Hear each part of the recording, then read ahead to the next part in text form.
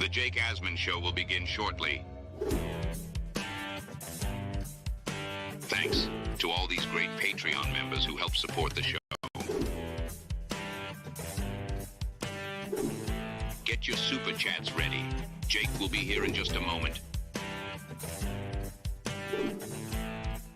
If you love the New York Jets, this is the place to be.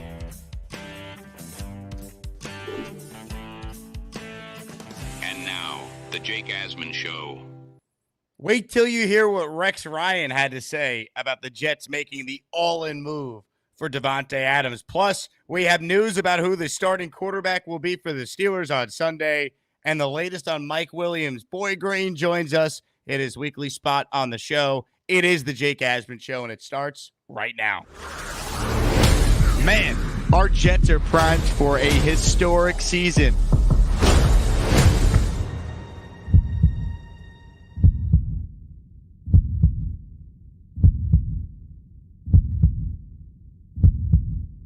We bleed Jet green each and every day. This is not the same old Jets. We have Aaron freaking Rodgers. We have Garrett Wilson. Let's go. We have Breece Hall. Please subscribe and hit the like button below. Super chat, baby. Cut the line. We have Sauce Gardner.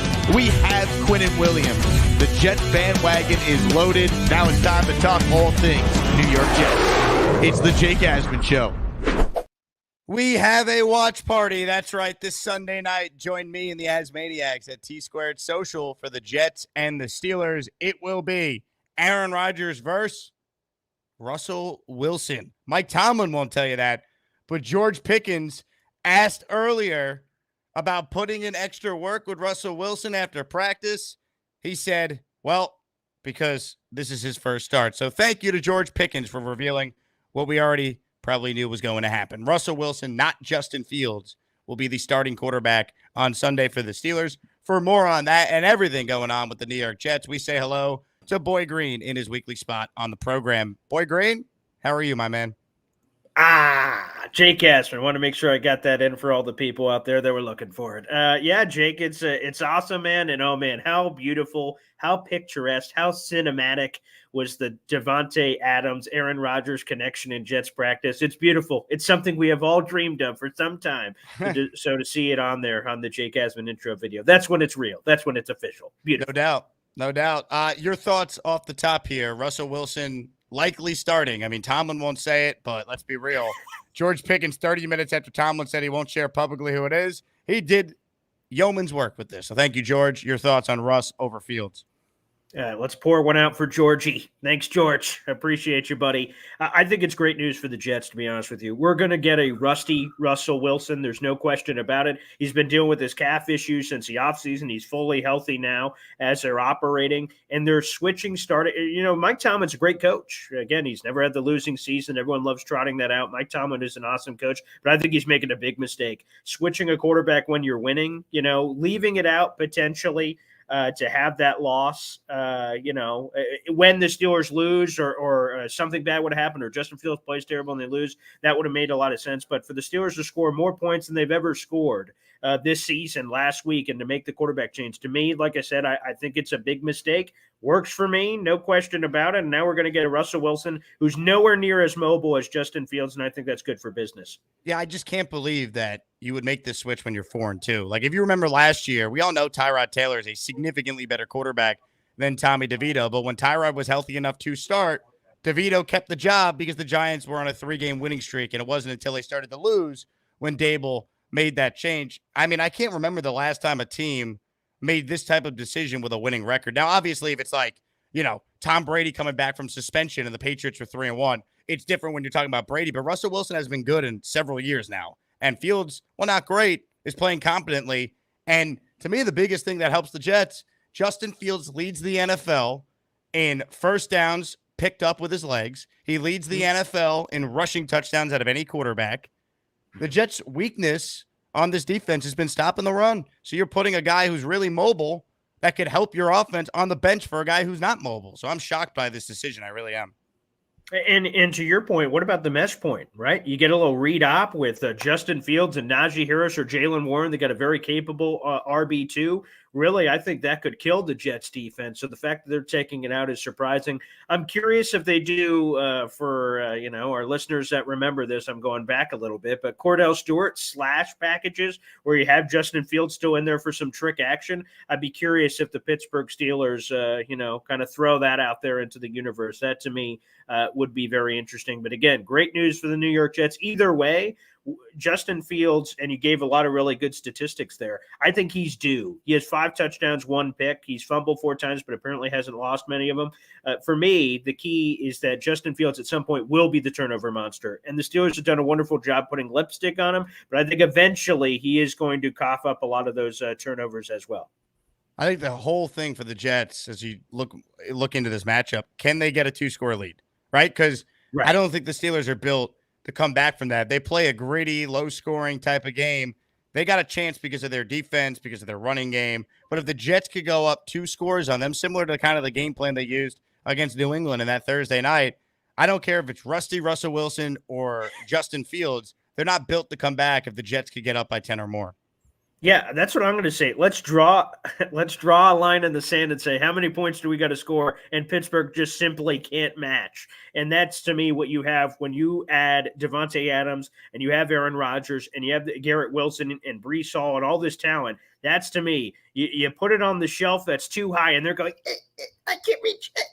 That's exactly what you're looking for this Pittsburgh team. So, yeah, to me, score all the points. Our defense is good, obviously, but let's just score more than the others. I think that's a perfect strategy. And this Pittsburgh offense, whether it's Russell Wilson or Justin Fields, to your point, I question their offensive ability. And come on, Arthur Smith is the one who's at the controls, for Pete's sake. That's good news for the Jets.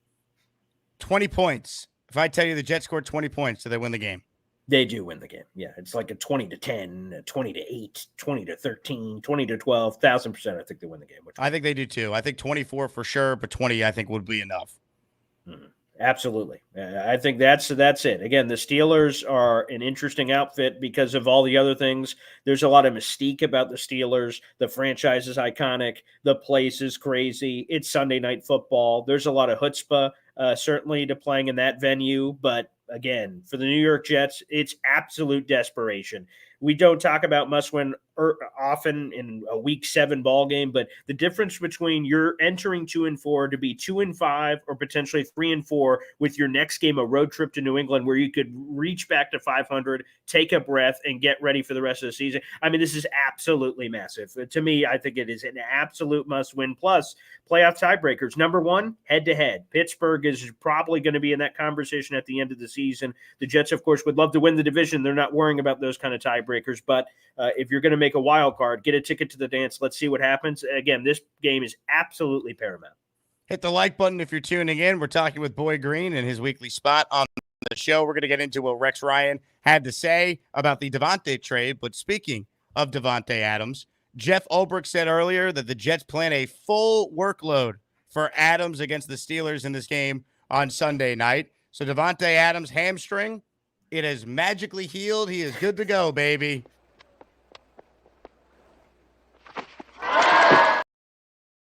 Let's go. He's going to be out there. We saw the practice highlight and the input and the intro that Gator made at the top of Rodgers throwing to Davante, a touchdown in practice. Now we'll see the real thing on Sunday. What are your expectations for Adams in this game? I mean, are you expecting a monster Davante game on Sunday night in front of the whole world?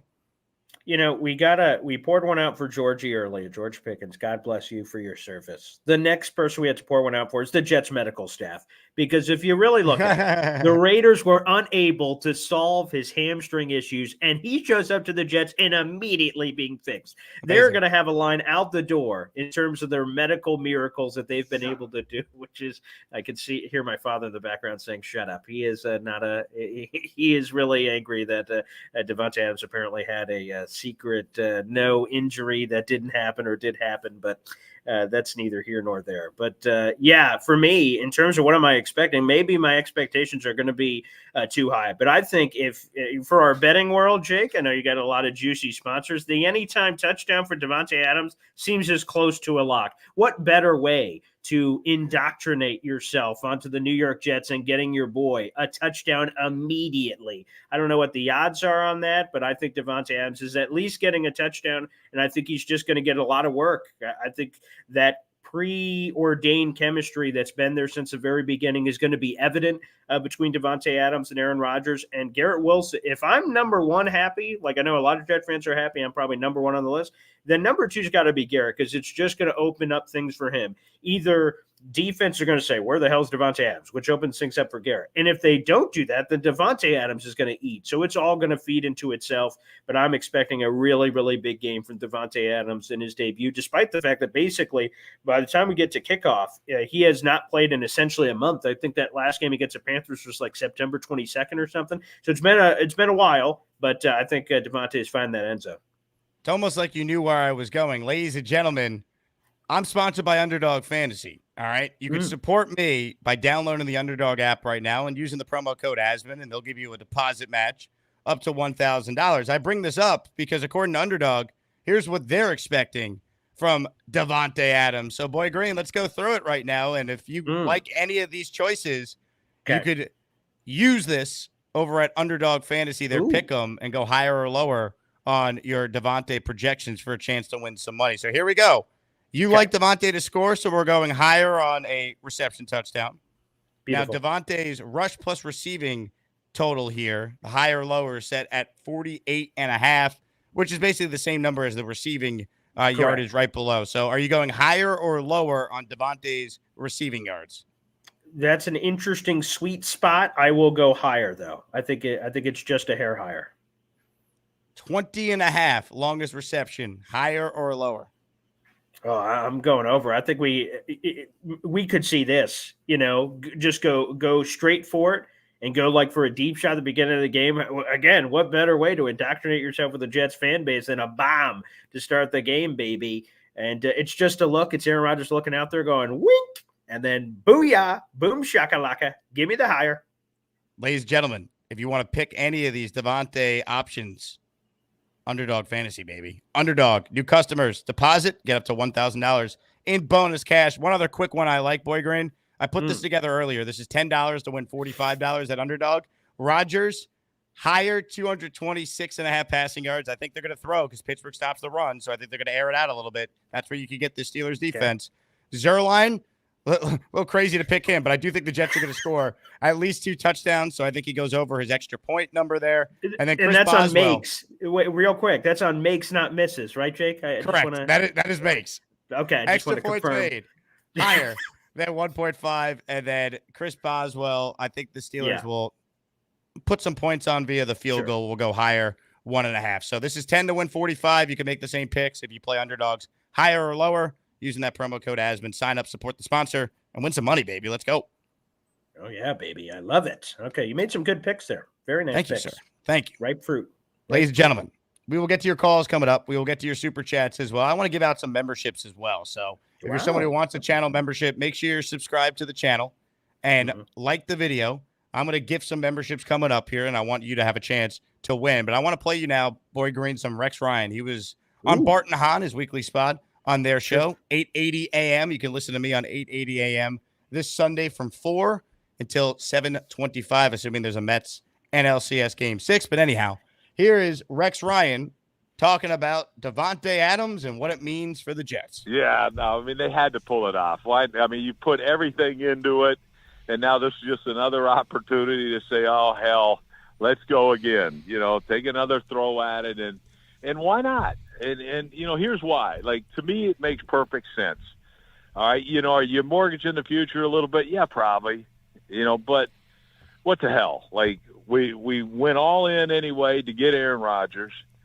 We bring in all this offensive line, revamp the entire offensive line for Aaron Rodgers, bring in his coach for Aaron Rodgers.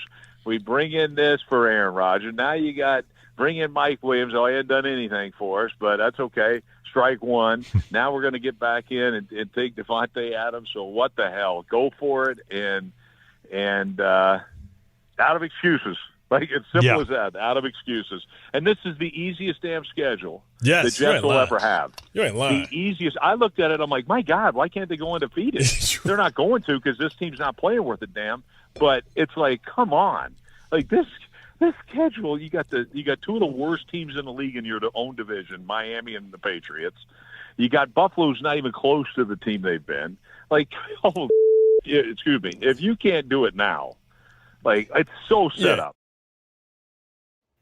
I love you, Rex. They had to. I pulled that from the podcast version of the show on live radio. They had to dump it because Rex cursed on an AM station, which is a no-go. But we love you, Rex. But I mean, is he wrong? He's 100% right. There's no excuses for this team. Devonte Adams makes you a lot better. I know they're 2-4, Paul, but no excuse. Go into Pittsburgh, win this game, and start the season. Tired of watching the practice videos. Tired of one Jets drive hyping us up. Wins are the only thing that matters. They put themselves in a hole. Go out there and get it done on Sunday. Man, and you just love Rex. He's always going to be one of us. Never change. Rex Tomace just says that on YouTube. 100%. It is Rex is one of us and will always be one of us. Does it mortgage the future? Maybe, but what the hell? All in Jets. I love it. That's great. And when you look at the schedule for the Jets, everything is in front of them. There is no excuses. You have, obviously, this Pittsburgh game, which is critically important for all the reasons I said before. You go over to New England. That one is critically important for all the reasons that we talked about before. And really, when you look at the toughest games on the schedule, it's going to be at Buffalo. That's a really difficult one. And you had the at San Francisco as well that was up there in the conversation. So everything is in front of them from a schedule perspective. I like that this Jets team is only going to continue to get better and better throughout the season, but you can't dilly-dally anymore. It is time. The time is now with this team hanging in the balance at 2-4. Get to 3-4, and then all of a sudden everything starts lining up. Again, it's hard for me to put the season all on one game coming up here against Pittsburgh, but it just feels like such a turning point in this season. The Jets have been close these last couple of weeks, but close and horseshoes and hand grenades. You have to find a way to win this game because you blew it against Denver, you blew it against Minnesota, you blew it against Buffalo. How many chances are you going to get to blow games when you have these opportunities to pad up the win? So, yeah, baby. Yeah, Rex Ryan's right, baby. Ground and pound. Let's go back to that a little bit. It'll be difficult against Pittsburgh. They're a top 5 rush defense, top 10 pass defense. They got a lot going for them, but it's going to be on Todd Downing, who built him a gosh darn statue for Pete's sake after what we saw in the Buffalo game. They're moving the ball left and right. I'd love to see that again on Sunday Night Football. 100%. And look, the Jets would not be the first team to go from 2-4 to the playoffs. It happens a lot. Of course. But until we see this team start winning, it's tough to fully buy in, even with Davante. And look, I'd be the first to acknowledge if they've had Davante these last couple of games, they probably have either 1 or 2 more wins right now. Greg Zuerlein is Greg Zuerlein of last year. They have 1 or 2 more wins right now. So they're not that far away, right? They're 2-4, but they have a +5 point differential, even with their field goal kicker, according to Michael Nania, only hitting at 67% right now, right? And here's some positive stats if you want them. Okay. A team that started 2-4 made it to the divisional round in 4 of the past 5 seasons. 2019 Titans with Todd Downing made it all the way to the AFC title game. The 21 Niners started 2-4 and went to the NFC title game. 2022 Jaguars and 2023 Packers. Last year, Green Bay actually started 2-5 before they went on a run and got into the playoffs. So it's not technically a must win on Sunday, but I don't see it if they're 2-5. They got to get this done and start the season up. Absolutely, without a shadow of a doubt. That's how I look at this season for the New York Jets and how to turn things around, because those positive stats make you feel even better that they can it's just this again, Aaron Rodgers said it after the game about the little details here of that flipping this or flipping one of these things. I like the energy that they came out with Jeff Ulbrich. That to me was incredibly exciting. And hopefully we could continue to see some of those things that we're starting to churn. Breece Hall coming off his best game. Garrett Wilson looked really good for the second straight week, which was good to see. And again, they might have to be doing it with a deck of cards that isn't full. We saw it last year in the Week 6 Eagles game where we're getting Craig James and Tay Hayes and all these crazy guys. They may need to have to call on some of that Jeff Ulbrich magic that he unveiled last year. Thankfully, against Pittsburgh, it's not like you're playing Patrick Mahomes, who's got a full complement of Tyreek Hill and everything else. I'm not sure if this team could take advantage of it, even with some of the deficiencies the Jets may have on the back end of their defense. Rex Ryan alluded to Mike Williams. Mike Williams, who didn't practice the first day of this week and has now practiced the last couple of days, he will be active versus the Steelers. He spoke earlier. He said that him and Rodgers are on the same page. Rodgers called him after the game the other night, and they spoke and it went well. Mike Williams says he wasn't even upset about Rodgers' comments anyway. So Williams publicly saying the right things. He'll be active for the game on Sunday. Is this a surprise? Because I thought he was going to be healthy and active and eventually traded. Kind of glad it's headed this way, though. I'd like to see Mike Williams remain on this team personally. Of course, this is a win now season. And Jake, I think you said it well on Twitter. I read your tweet and went, and it did some head nods. That's probably the normal reaction when Jake Asman tweets out into the universe. So I come up, no, wow, yeah, okay, I'm all about it. The thing that I don't get, though, is it clearly seems like it pissed him off because I don't like to speculate, but there's personal reasons. And Jeff Ulbrich was asked today earlier, like, hey, did it have anything to do with the Aaron Rodgers thing? I'd rather keep that in-house. That almost, when you don't answer, it seems like an answer to it, but it's great to hear that, according to Mike Williams, that it's all water under the bridge. It's great to hear that he's going to be active. This is a win-now season. What are you going to get from Mike Williams? A fifth? A fourth? We had a Steelers insider on my show, on the evening show a couple days ago, and he said, the Jets are going to give him away for a 6- or 7-round pick. Why would we just sacrifice depth for garbage draft pick in the future? That doesn't help us now. And with the Jets' luck, somebody's going to get hurt. Have Mike Williams' cryogenically frozen depth on the bench. The only reason that would change my opinion on that is if Mike Williams was being a drama queen in the locker room and throwing that, saying, oh man, now I'm being phased out of the offense, this, that, or the other. That's throwing me off the base, or, doing an Instagram video or something talking about being phased out of the offense. If he's doing some of that, then maybe that causes some drama. But outside of that, no, I'd much rather keep him than lose him for nothing. I'm where my feet at, Williams said. That's the main thing for me. I came here for a reason. I'm here. I'm excited for this weekend and to play on Sunday. Williams sidestepped a question on whether he wants to be traded. I think deep down he would like to go somewhere where he would play more, but the trade deadline's not for 3 more weeks. So I don't see the harm in the Jets holding on to the guy, because the inner Jet fan in me is now worried. Of course they get Davante. Now watch Garrett or Lazard get hurt, and then you're going to need Mike Williams. You trade Mike Williams. Xavier Gibson's now starting at 11 personnel. No, thank you.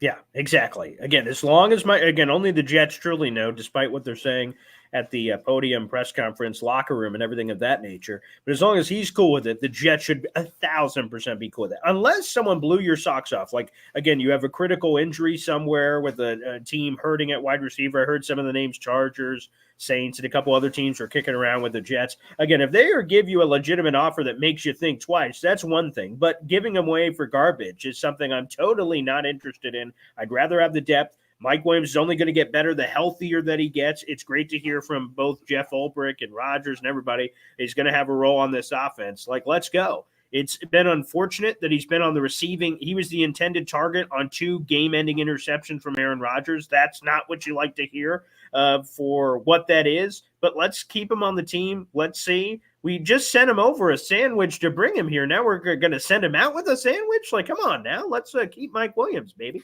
Come on now. Let's get the people going. If you're watching live right now, make sure you're subscribed to the channel. I'll give you 5 seconds to do so, because I'm about to drop a 5 spot of channel memberships, and you can't get one randomly selected unless you're subscribed to the channel. So make sure you do it. Here we go. 1, 2, 3, 4, 5. Boom. A 5 spot is being gifted right now. Ladies and gentlemen, if you got it, we will shout you out. I want to thank all the listeners for supporting the show on a Football Friday. Speaking of Rex Ryan, let's hit it. Yeah, here we come, baby. Here we come. Here come the Jets, baby. Yeah, here we go. A 5 spot of channel memberships. If I could click on my own name here. Here we go.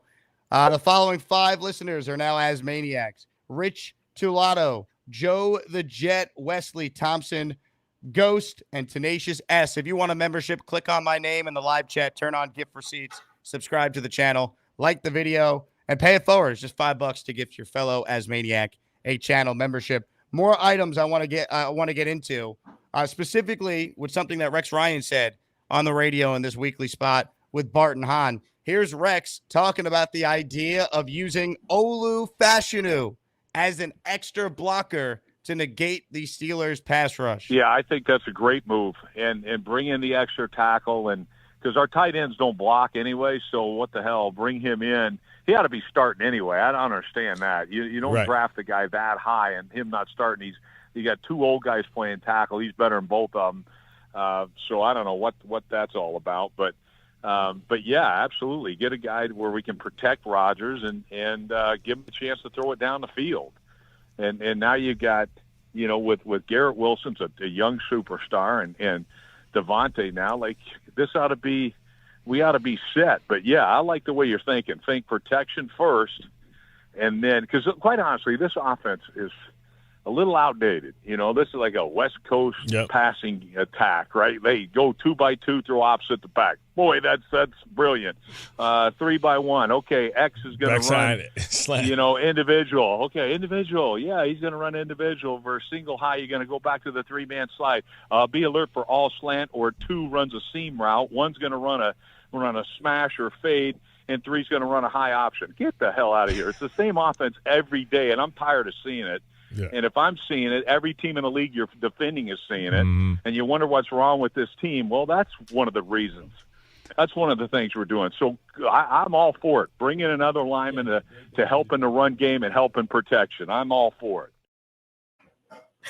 I love Rex. I mean, he just talks like a fan, man. He shoots from the hip. I love it. That's awesome. I was writing down some things he said that I was going to bring up there during that. Okay. The one thing he said at the beginning that I do disagree with, though, I don't think right now it is fair to say Olu Fashanu is definitively better than Tyron and Morgan Moses. I don't think we know that yet. Right.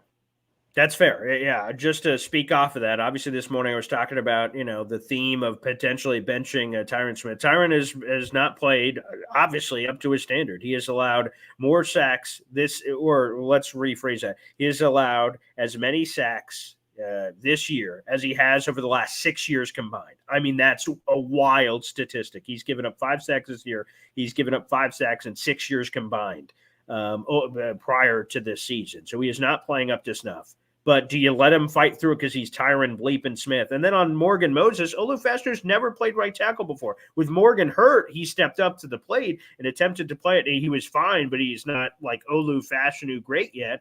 So that's the conversation. Yeah. So I agree with you. I don't think you could definitively say better than these quote unquote old guys. I think there's a reason that those guys are in the position they are. Now, Olu, I'm sure, is breathing down some necks. If you keep seeing him practice, say, damn, man, Olu was the number 11 overall pick. Maybe we should get this guy in here. But to just say he's definitively better, that seems a little aggressive. Now, as far as using Olu, though, as an extra blocker instead of some of these tight ends, why not, man? If you got to put Olu on Morgan Moses' side, if that's where Watt's lined up, or on Tyron's side, if that's where he's lined up, do it. Because to me, the only way the Jets lose this game is if Watt and that pass rush wrecks the game. Because Rodgers' strength is getting the ball out quick, and Nania had some analytical numbers. This Steelers defense is not very good when the ball is out quick, and Rodgers has the second fastest time to release in the NFL. So it's actually a good matchup for the Jets now with Devonte and man coverage as another, quick option off a blitz or what have you, just getting the ball out fast. But if you trail in this game and then you need long developing routes to get back into it, that's where it could go haywire. So protecting Rodgers has got to be the number one thing, because if you protect him, I don't see how the Jets offense does not score at least 20 points, and that should be enough against Pittsburgh. Yeah, I mean, we've obviously seen it from all the tight ends. Tyler Conklin, Brendan Bates is not a name I thought I'd be saying on the Jake Asman show. So if whoever has their bingo card at home for that, please check that one off. I mean, honestly. So, yeah, I'm open to other opportunities. When we've seen that sort of regression, that sort of sucking from a run blocking, bring Olu in, do whatever it takes to try to both protect. And I agree with your diagnosis that that's how the game gets wrecked. If TJ Watt just starts going ham and we don't have an answer to throw in the kitchen sink at him and then allow other guys to get involved on that Steelers defense, that's where the Jets, the entire game just, devolves for the New York Jets. So bring in extra blockers. I'm able to do that. And again, maybe Olu's a conversation if Tyron can't turn it around sooner rather than later. Ladies and gentlemen, hit that like button, subscribe to my channel, subscribe to Boy Green's channel. If you're just tuning in, Wesley Thompson in the house. Hell yeah. Thanks for the gifted sub, Jake. You the Asman, my man. Appreciate you, Wesley. Dan Hops did it the old-fashioned way. He's like, I don't want a hand-me-down. I don't want someone to just hand me a membership. I'm going to do it myself. He signed up and became an official channel member. Thank you, Dan. Bang! Bang! Look at that. I love Let's that. go. Let's go. All right, Boy Green. I want your thoughts on Haason Reddick. Oh, okay. What's your take on where things stand with Haason? He now has a new agent. It's been a couple days of nothingness. Are we just going to wait till Tuesday around 10:07 again for some Haason news to drop? Because Salah got fired 2 weeks ago on a Tuesday. Davante got traded Tuesday this week, same time, 10:07. Is it going to be me and Joe B Monday morning, and then we get I Haason was just news? about to say, Do we clear get your something? schedule, Jake. Yeah, do we get something before then? What are your thoughts on that? Yeah, to me, it feels like rubber is meeting the road, so we're going to get a result, whether good or bad. It also depends on your perspective, I guess. Like Drew Rosenhaus joined the facility, the FS1 show, and said, I didn't get hired for Reddick to miss this season. And that, to me, was like perhaps the most powerful thing that Drew Rosenhaus said during the entire conversation. He wants a multi-year deal. Okay, big whoop. That's what Haason Reddick wanted before, and that they've already had conversations and also trade conversations because they're exploring all their options. For people who have been confused by that, okay, is there another team out there that is willing to pay Haason Reddick the money? There wasn't in March. I doubt there is in October, but sometimes desperate teams do desperate things when there's injuries all over the place. Cowboys have a bunch of guys injured. Lions have a bunch of guys that's injured.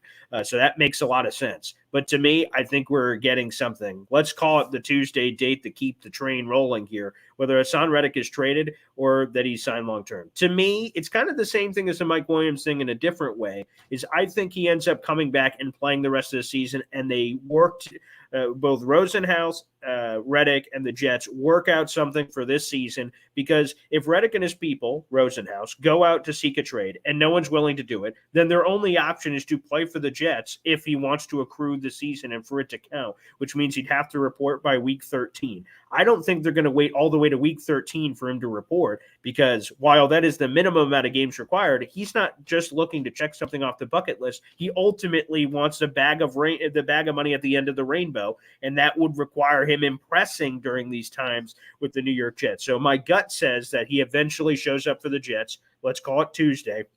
And he rides through the rest of the season, giving him everything he has. And then Jets say, sayonara, buddy. Let someone else pay you. And it won't matter to them because they're trying to win right now. And I think that's ultimately the solution. So I think working out the trade is unlikely unless a desperate team like the Lions just says, okay, we'll give up a second-round pick or something crazy for Haason Reddick. Then the Jets would do it. If other teams are just offering nothing, it behooves the Jets just to hold on to the asset and let's go. They're trying to win this year. What the hell is a future pick anyway? If the Jets don't win, Joe Douglas isn't here. Why does he want to give a future pick to the next general manager of the Jets? That, to me, doesn't make sense. Ladies and gentlemen, it is your turn to get your voice heard. Gusbuster Hotline is open if you want to call in and be a part of the show. It is pinned in the live section of the comments on my channel and Boy Green's channel if you're watching the simulcast on his end. First up today is Kyle Clifton from the Great Outdoors. Hello, Kyle. Kyle, you're on mute.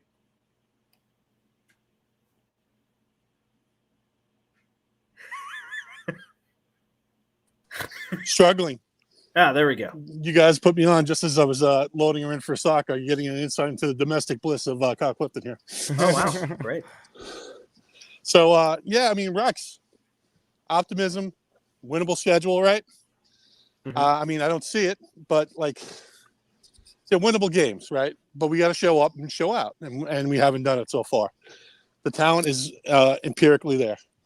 Talking about Reddick, there's no way that guy's getting traded. Like, you're not going to trade him to an AFC contender, right, that you're competing with, and you're not going to trade him to an NFC team because it becomes a second-round pick. Like, he's here. Like, there's no doubt about it. If he wants to play, he's playing for the Jets. I tend to agree that they're not going to be able to trade him for anything, so he's going to eventually have to play for them. Well, I mean, if you got a second-round pick this year, which would be kudos to Joe Douglas if you were able to do that, then you do it. But it's not, no one's going to give you that. So, yeah, Kyle, I agree. I think only, again, pure desperation. The Lions saying they're all in and not having Aiden Hudson for the rest of the year, and they're like, sure, we'll give you 2. And the Jets would be willing to give it up because they have to give up a third anyway. So if they can bump it up a year basically and get a 2 and know they're losing the 2 later, then that's as fair of a deal as you could possibly get. But to be honest, that feels unrealistic. And it's an awful shame because they need each other like no one's business. Yeah, absolutely they do. Yeah. All right, guys. Thanks again. Ladies and gentlemen, Kyle Clifton doing his thing. Hard at work. Out of breath. Soccer practice. Yeah, no, and he was fumbling with it, getting the 2-minute drill. We're like, all right, unmute. Boop, boop, boop, boop, boop, boop. Yeah, we're getting some troubles there. Yeah. Ladies and gentlemen, Edward Ziff on the Boy Green channel with a super chat. Trading Reddick to the NFC will result in a second pick. Yeah, I mean, that's why I don't think it's realistic for Reddick to be traded. Jake, this is the thing I haven't understood about this. So shout out to EC for the super chat here. When the Eagles said, hey, by the way, there's one more thing we want to include in this Reddick trade. And the Jets are like, yeah, sure. What's up? Hey, if for some reason, we have no idea why this would happen, that you would want to trade him after we trade him to you. If you trade him to the MC, automatically a second round pick. And the Jets went, oh, well, okay, works for us. Like, wouldn't that be a massive red flag? Why in God's green earth would you include that? Are you foreseeing any issues? No. I'm just in case. Let's throw that in there. Isn't that like crazy that the Jets like accepted that, but like didn't think twice about it? Like, we don't know their side of the story. This is just becoming, they've obviously known that this was a clause since they traded it. We're only learning about it now because Josine Anderson tweeted it out to public information. But to me, that's bonkers.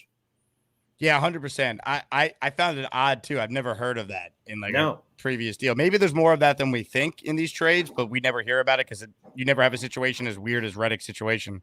That's true because of the Brett Favre thing, obviously. They said something, if the Jets would have sent him to the Vikings immediately, they had to give him like 10 first-round picks or something wild, whatever it was. So, yeah, maybe you're right. It is in there, and it's more common. I'm going to have to speak with some agents or something and see if we could get an answer on that. We just never hear about it because, Haason Reddick situations never happen, I guess. Yeah, you're probably right, Jake. That's a good point. Michael Duramo is an Asmaniac for 6 months. He's using his free super chat you get every month when you're an Asmaniac. All Reddick had to do was show up and show out, and he would have gotten his bag this offseason, cost himself millions. Yeah, ego got in the way, man.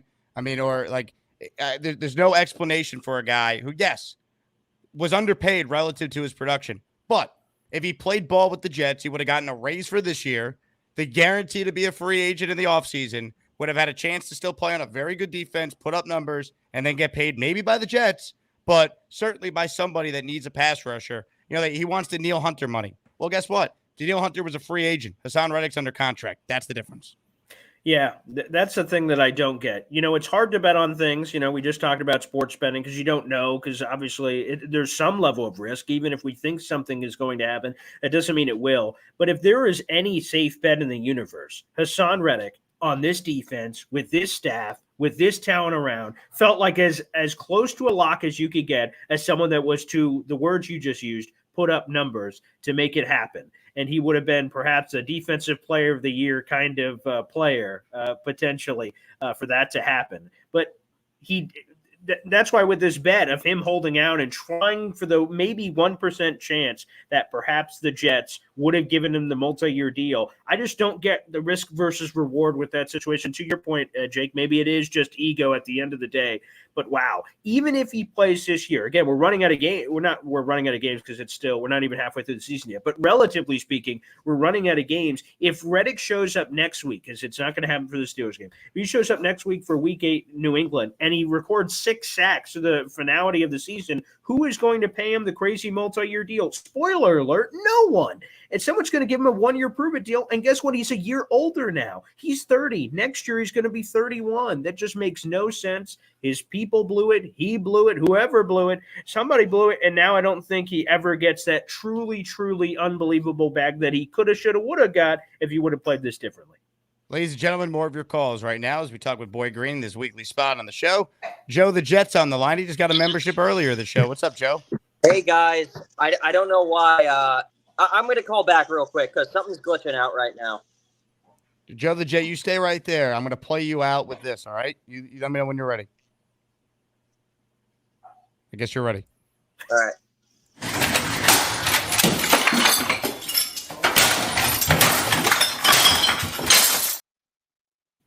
Thank you, Joe the Jet. Open phone lines for anyone who wants in on the conversation. Hey, real quick, join my Patreon, patreon.com/Jake Asman Show. I'll give out a link where you can get Jets jerseys for $30 or less. When they add Devonte Adams, you'll be able to get a number 17 jersey at that price. You also get access to our private Discord channel. You get yourself bonus shows that are not on YouTube. And, of course, your name in the intro, plus 15% off every item in the merch store. It's patreon.com/Jake Asman Show. Joe the Jet is back. Let's see if it's better this time. Hello, Joe. Hey, guys. The audio was messed up. All I can hear is the Knicks commentator saying "bang, bang" so many times. It was just too many times. It was had a- like kept on repeating. Wait, Yeah, wait. You had a loop of Mike Breen saying bang. That's all you heard? Yeah, I heard just bang, bang, bang, bang. That's all I heard.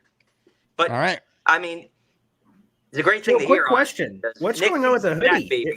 Is that like an Eastern Conference hoodie? You got like the Knicks, Bucks, Celtics. What's going on there? What kind of hoodie is that? Oh no, yeah, no. This is NBA, all NBA sweatshirt. So Okay. you got like there's Western Conference teams. In there. Yeah, so you got okay. Grizzlies. So yeah, Wow. no. So look, I'm all decked out and ready for NBA season, but let's nice. talk some football. Who's your right? team, Joe? Are you a fan of just all 30 teams? Like you're just Are an you Oh, NBA no, down fan? below? Are you going to wear an NBA cap? I'm Knicks all okay. around, baby. Okay. I All mean, right. this is my team. It's good to know. Okay, good. But yeah, no. So let's just talk some football here. The whole Haason Reddick thing, just going back to it. I mean, the whole timeline. I mean, you can make like a documentary about how stupid this holdout is, and it's crazy just to sort of remember when it started, and everyone's like saying like, oh, it's nothing. It'll get signed, by the end of preseason. Then at the end of preseason, it's like, oh, whole time week 1. Then week 1 passed, and then it just starts to linger on and on and on. And no, I don't want to trade him. If we're gonna trade him, I would trade him to the Arizona Cardinals, honestly, if my preference, and I would trade him for a player. I wouldn't trade him for a pick. I would trade him for Budda Baker. I don't know if the Cardinals would try something like that. If they really want Haason Reddick, we can definitely take Budda Baker off of their hands because we need a safety, honestly. I think that's a more underrated need that we need, honestly. Yeah, no, it's just, because Ashton Davis ain't it, man. He stunk last week on Monday Night Football. Yes, we have that guy Mills from the Eagles. He's all right. Yeah. He's sort of like a decent sort of piece. But to me, he's just a jag. He's just a guy at this point in his career. As we know, Chuck Clark is on IR, but safety position is clearly a need. I do want us to make some moves for edge or any defensive lineman in the trade deadline as well. But if we're going to trade Reddick, that's the place I would rather go to, and that's the ideal trade I would think of. I wouldn't think about getting picks. Again, F them picks. We're trying to contend this year. We're trying to get players. So that's what I would probably think about, honestly. I love that idea. Yeah, bring Budda Baker in. Very nice. Straight for Joe straight. the Player Jet. for player. Yeah, Joe. Fan of all 30 NBA clubs. That's so funny. I was hoping when he reached up, he was going to put an NBA cap on. I would have lost it. That would have been amazing. It's like Rob Lowe and he wore just the NFL shield. He's just a fan of the shield, man. You're just Loves a the fan of league. the league. Just supporting the brand. How can you not appreciate that?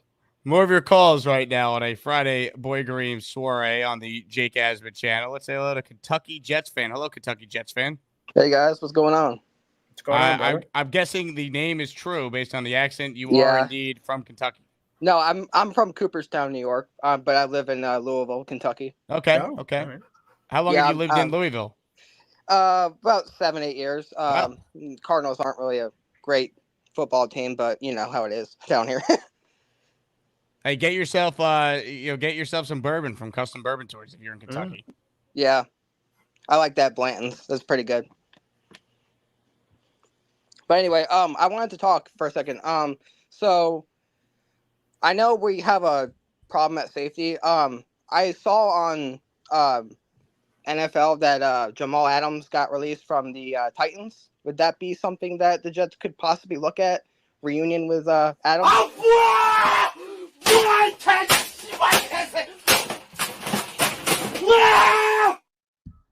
No.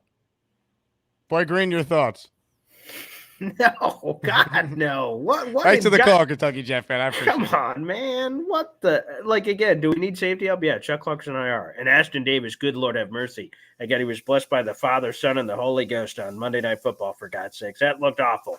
But we need answers. But not that answer. That's hell. He's not a safety anyway. They were playing him at linebacker because he can't do any. He's not mobile. He can't. He was never good in coverage, but he's now just. I mean, he's the worst. And also, but could he help against the run? Here's Jamal Adams against the run last season and the beginning of this year on tape, courtesy of Michael Nania putting this together. He stinks. He's not any good. He shies away from contact. He's no longer fast. He doesn't play with that style of violence that made him an all-pro with the Jets in his first year in Seattle. I mean, the way he plays, it takes a toll on his body. He's not the same guy. He's like, the equivalent is like how Bob Sanders was with the Colts. He was great, then he fell off. That's now Jamal. Jamal's terrible. So he's also a bad guy. So I'm good. And man, talk about the confidence. So he asked the Tennessee Titans for his release. He's like, I'm not getting enough playing time. Like, wow, okay, I guess. Man, to have some chutzpah to say that's interesting for sure. But no, I mean, and it's funny that we joked about Jamal Adams. This one. Just watch this one. This is great. Yeah, let me see. Nice tackle, Jamal. Nice play.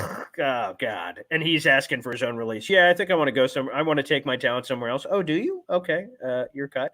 Yeah. So we used to joke that Jamal Adams was a linebacker, and the fact that he actually did play linebacker for Tennessee, a couple of these places in Seattle, that's hilarious. Absolutely, he's not any good. Definitely not. No, thank you, Jamal. No. Thanks for the question, though. Yeah, no, good question. I had nothing. Yeah. Nothing to say positive about Jamal at this point. Anyway, more of your calls right now. Ladies and gentlemen, Gary is next today. Hello, Gary. I'm not going to be here to defend Jamal Adams. I haven't watched him play in depth since he left the Jets. But to just take 3 plays and say he sucks, look at these 3. I mean, you can do that to literally any player that's ever played in the NFL. And that was my point. I said you could take Canelo's performance. And I can show you 50 things he did wrong. It's just an absolutely low-grade, low-intelligence, moronic thing to do. Is say, look, he can't play. Here's 3 plays. It's like Gary, he got benched. I'm not saying he's good. I'm saying he's bad because of these 3 plays. I can show you 3 plays. It's an example of how Gary. Yeah, it's a moronic one. Gary. It's as dumb as saying I would rather pay Adams $11 million than Cooper $800,000. It's like, you don't actually think that. That's ridiculous. It's a troll call. You're not even good. You're not even good. No, it is. It is. You're trolling, Gary. You're better than this. Okay. No. You're better than this. Yeah. When you say things that you don't believe, like Adams is worth an order of magnitude. So are you arguing more than Amari Cooper? Are you arguing? You don't believe what you're saying. You're just saying. I muted you for a second. Are you arguing for Jamal Adams to be signed by the Jets? Is that what you're saying? The first thing I said is I'm not arguing for Jamal Adams. Sounds like you are, though. That's what I'm saying. Because you don't. Do you think Jamal Adams is good? He was with the Jets. I'm not so sure about. Right. But right now in 2024, I haven't kept my eye. Shut up. Jeez. Do you think in 2024 the Jets should sign Jamal Adams? That's the question we were just discussing. Not what he used to be. We know he used to be very good. They got 2 first-round picks for him. We understand that. Oh, you want me to be okay? I'm not gonna say yes or no. I'd have to watch the tape on him. If you could get him at a very minimal level, it might be worth exploring. But I'm not gonna say yes until I go watch the tape on the guy. Dude, just take an L for once. Knockouts don't matter if you land enough jabs. You can do them. Oh my God, I can't. I gotta watch the tape. No, you don't. He's not any good. Anyone could tell you that's watched him. Anyone who covered him in Seattle. Anyone who watched him in Tennessee. Ask a Titan fan. Go on Twitter. See what they're saying when he had the audacity to request his release. He got benched. Oh my God. It's not even worth yelling at you, Gary. It's like you got to be trolling. There's no way you could actually be this stubborn. Oh, Jamal Adams. I mean, I'd love to get more use out of my Jamal Adams jersey. I mean, that would be wonderful. But yeah, that's why I wanted Tony Adams to wear number 33. It would have been great. That's right. We'll continue the lure for Tony Adams switch from 2-2 to the 3-3. We'd appreciate that. Also, the idea that we just slice together bad plays, and that's what do you think coaches are doing, man? What do you think GMs do? They probably look at more than just a minute and 50 that we just did, but that's how the evaluation is formed. And people who do this stuff for a living are all saying the same thing, that Jamal Adams is not good anymore. Yeah, and from what I understand, I mean, Jake, you were just trying to show a highlight of plays that show how bad that he is. Against the run, specifically. Accentuate, correct, right. Exactly, right. Yeah. God. The chat is having some fun with Gary here. I can see that. Kyle Clifton even paid hard-earned money to say the worst. And we all know what he's talking about. That's funny. Shout out to you, Kyle. Gary had quite the car earlier, too. I mean, we got I missed that one. And that might have been yesterday. I don't know. Okay. It all blurs together. Gary's pissed that Joe Douglas didn't get Amari Cooper because Amari Cooper cost $888,000 versus Davante for $11. Then I said, well, Davante is $11 million in cash, but what he paid it, so who cares? His actual cap hit is $3.2 million. So for a $2.4 million difference, I think Devonte Adams is a way better player than Amari Cooper. And then Gary, of course, didn't handle being corrected very well. No, I mean, hey, I give credit where credit's due. Woody Buffalo wrote a check. gets him. Yeah, what's that? I'm just saying, like, Woody wrote a check, like he's paying the money. Yeah, and Damari's making, less than $1 million. But here's the thing that why I'm willing to pay the difference is Devonte Adams knows the offense. He knows Aaron Rodgers. He's living with Aaron Rodgers. Like all of that to me, when you're talking about a mid-season acquisition, like that is as smooth of a transition that you can ever hope for from acquiring a player. I like Amari Cooper a lot, but he doesn't know Aaron Rodgers. He doesn't know the offense. Bringing him in, despite whatever we're talking about value-wise, I think we're just speaking different languages. I don't think it's in the same ballpark. I mean, Devonte Adams is so much better than Amari Cooper. He still is. Like, you can't convince me otherwise. Yeah, and I know. Me and my dad were arguing about it earlier. He was bringing up the stats for Amari and saying, look, they're not that different for Devonte when he came into the league to this, outside of touchdowns and a couple other statistics. And I'm like, I just don't see him in the same ballpark. I think Amari is super talented. He's a great route runner, but just don't see it.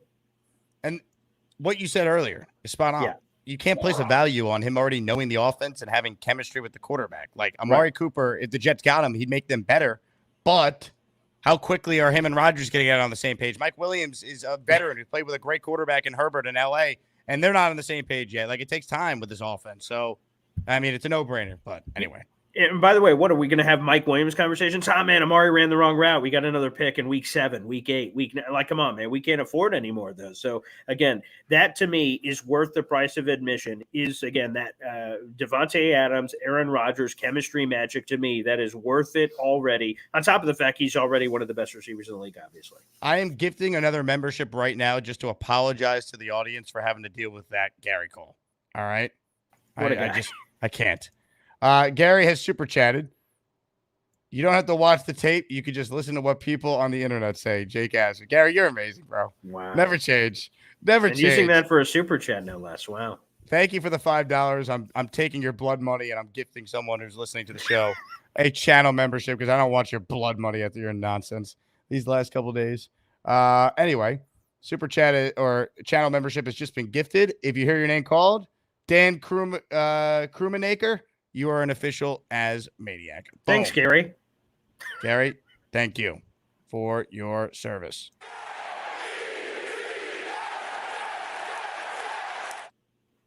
Super chat from the big fella. If I'm Joe Douglas, I am trying to get Dalvin Tomlinson from the Browns. Bring those Bama boys back together. Clemens and Kinlaw need to be benched or gone.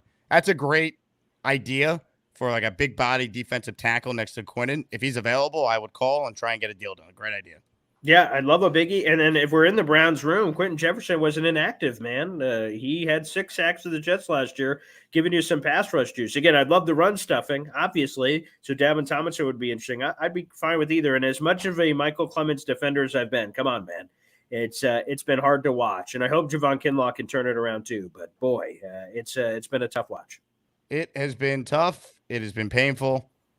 God, they really need a big Quinnen game on Sunday Night Football. They really need it.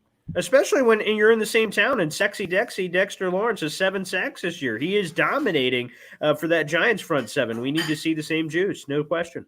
Gary says, you're welcome, Jake. Thanks, Gary. Ralphie Rocks checks in. Jamal Adams, an option at safety with Clark out? Come on. Rob Bowers, boy. San Francisco University. Did you just like tune in? Did Tight you just come end. out and say, you know what? Let me just drop it down. Next year, I hope to be a wide receiver. God. Just brutal. Just brutal. 25 writes in. I will take Leonard Williams back at this point. Is he still on the Seahawks? I think so. I think he just signed a new deal. Let me get the Leonard Williams contract in here. I'm pretty sure. Yeah. Well, they're good, so they're not going to trade him.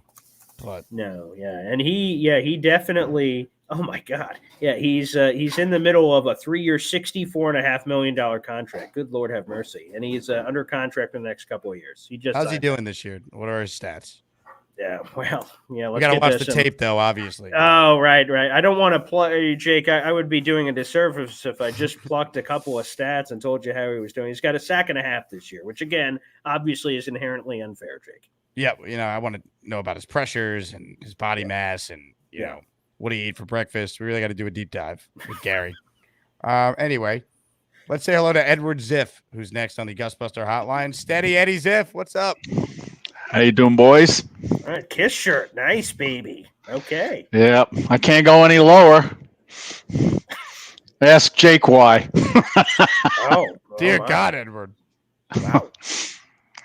No, one time I was on and I didn't have my trousers on. I was still wearing my boxer briefs. Wait, and I'm sorry. What? They caught a glimpse of my red boxer briefs, so it was funny. It was funny for a while.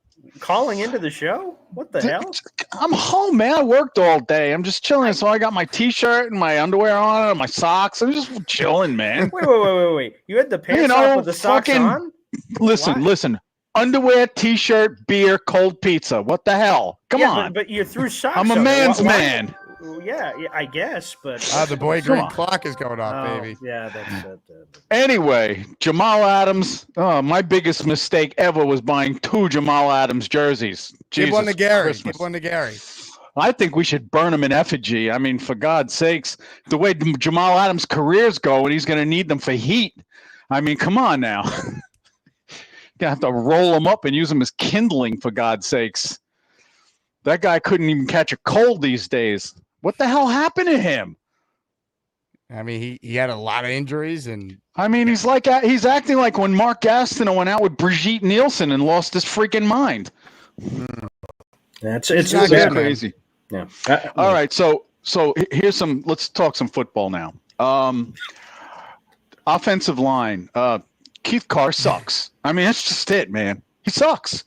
He hasn't had anybody that he has ever elevated their game, ever. No one has ever elevated their game with Keith Carter. Nobody. That's why he was fired from his last 2 teams. We keep putting these retreads out there. I just don't get it. I really don't get it. And I saw something on YouTube about Aaron Rodgers said 4 words to Devonte Adams. What were they? Just catch the ball? Duh. I mean, I don't know. Just catch the ball. Yes, 4 words. I can count, Paulie. Come on, man. No. Yeah, You've been hanging out with your dad, and he's been ripping into you. That's what's going on now. That's true. Throughout this entire show, on every take that he disagrees with, he makes you feel like a 4-year-old. Well, he's saying out loud, moron. And then he's just kind of like, and it's like, I don't know if that's been coming over the mic, but like that's happened several ask your times. Ask your dad if the Jets are 2-4 because Aaron Rodgers missed 2 days of padless practice in June. Oh my God! The reason he did that trip to Egypt was there was some celestial event going on that had to do with the alignment of the Sphinx and all the things, and it only happens like very rarely, like super very rarely. It was on his bucket list. I mean, he did all the preseason. He did all the involuntary things. Two freaking days. Come on. Edward, for a once in a lifetime opportunity to see something that was on his bucket list, and believe me, going to Egypt is not the reason why Greg Zuerlein cost us 2 games. Maybe he should have went to Egypt. Yeah, Edward. Yes, go ahead. You're a resident offensive coordinator on this show. What did you think of Todd Downing on Monday? I think he did a pretty good job. It was definitely, well, if you ask Boy Green, I call him Boy Green a lot. I've said that the Jets have to be unpredictable. They have to do things that are completely outside of their norm. And Todd did that. He did a lot of things that were not what the Jets do. So, I mean, they'll eventually catch up with watching film. But I had been telling Boy Green for a long time, we need to have 2 running backs. We need to have now I got ripped apart by Nick. What's his last name? Faria.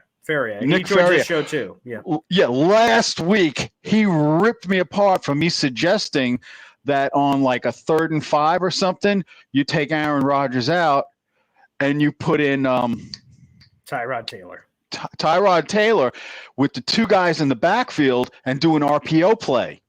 because Aaron, and it's not because Aaron can't do it. Aaron's beat up at the time. His knees are tweaked. His hamstring's bad. He just came off an Achilles. His ankle was fucked up. Excuse my French. So how in the hell are you going to do an RPO with Aaron Rodgers at 40 years old when he's been getting pounded? You're not going to take him. That's off the why field. I was. Remember when Rexy had Ray Lucas? Was it Rex with Ray Lucas? No, that's too far back.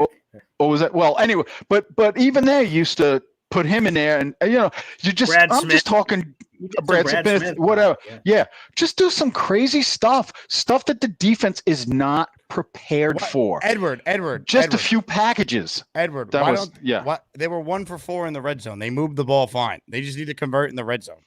It was penalties. We scored in the red zone and drops. Brees dropped a pass on the opening drive when they were moving. Mm-hmm. Garrett Wilson, tough play, but you got to hold on to that pass in the end zone. He said as much afterwards. They had their chances.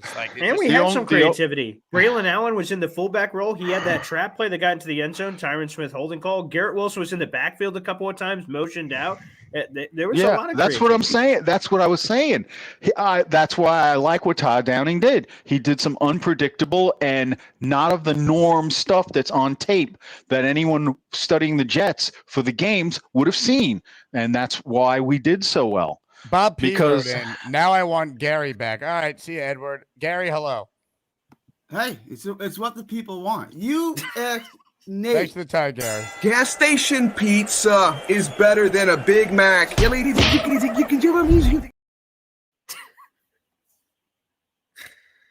Edward back? He's gone. All right, well, good call from Edward. Boy Green, I know you got to go, so excellent job out of you. Thanks for joining the show. What a show. What a show. That buffet platter was delicious. Jake, as always, it's awesome being on this show, man. So keep killing it, man. Where can people find you if they don't already know, Boy Green? Hey, come on, baby. Easy peasy lemon squeezy, baby. Boy Green 25, BOY, Green the Color 25 on all the social medias and, of course, every day live at 7:30 in the morning. It's Boy Green Daily, which is Guatemalan for the Jake Asman pregame show. And that's what we do, baby. So enjoy it and let's ride. Ladies and gentlemen, the great Boy Green. I'm going to lose my gosh darn bananas. Always enjoy Paul's presence on the show. Open phone lines if you want in on the conversation. Click the like button. Subscribe to the channel if you haven't already. 25 says, forget Tyrod Taylor. Forget Tyrod if Rodgers is in. How about Wildcat? I don't mind this, down the line if you're trying to, catch a team off guard. I don't think we need to really try and reinvent the wheel with gadget plays on Sunday. You have Aaron Rodgers, Devonte Adams, Garrett Wilson, Breece Hall, Braylon Allen. Score points. They moved the ball well against Buffalo. They had 400 yards of offense. They had 2 100-yard wide receivers. They had a 100-yard rusher. Braylon Allen should have had a touchdown on a creative play call where he was the fullback and they faked like they were going to toss it to Breece and the defense went that way. I don't think we need to really do anything crazy to win this game. Score 2 touchdowns, kick 2 field goals. I think that's enough for the Jets to win. Really, score 3 touchdowns, and I feel like they're definitely going to win. I just don't see Pittsburgh putting up more than 16 points in this game, 17 points. Get the 20, and they should win.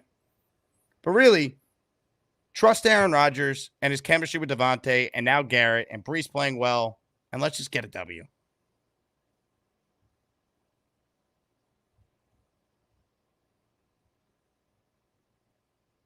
I'm laughing at my holy saying Zerline should have kicked a field goal between the pyramids. That's funny.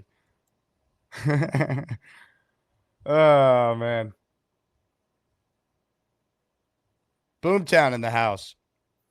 Why would you take Aaron Rodgers off the field? We just waited 1.5 years to get him on the field. Amen. The only time Aaron should be coming off the field is if it's a blowout and you're letting Tyrod play out the stretch. That's it. I completely agree.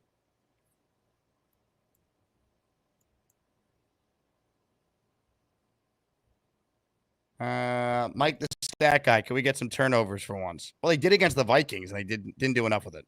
And last week, they had a chance to fall on a fumble, and they didn't. If Russ plays, he's turnover prone. And he could be rusty, too. That's the thing. I'm shocked they're making this decision. when they're 4-2. DMar says they're not starting Wilson. Tomlin's playing head games. Let's get serious. I don't think so. Tomlin didn't say he was starting Russell Wilson. George Pickens did. George Pickens, when speaking with reporters today, said he's been putting in extra work with Russell Wilson after practice more than usual because this is his first start. He spilt the beans 30 minutes after Tomlin said he wasn't going to announce who was starting publicly. That's what happened here. 25 writes in with a super chat. Look at any O-line film.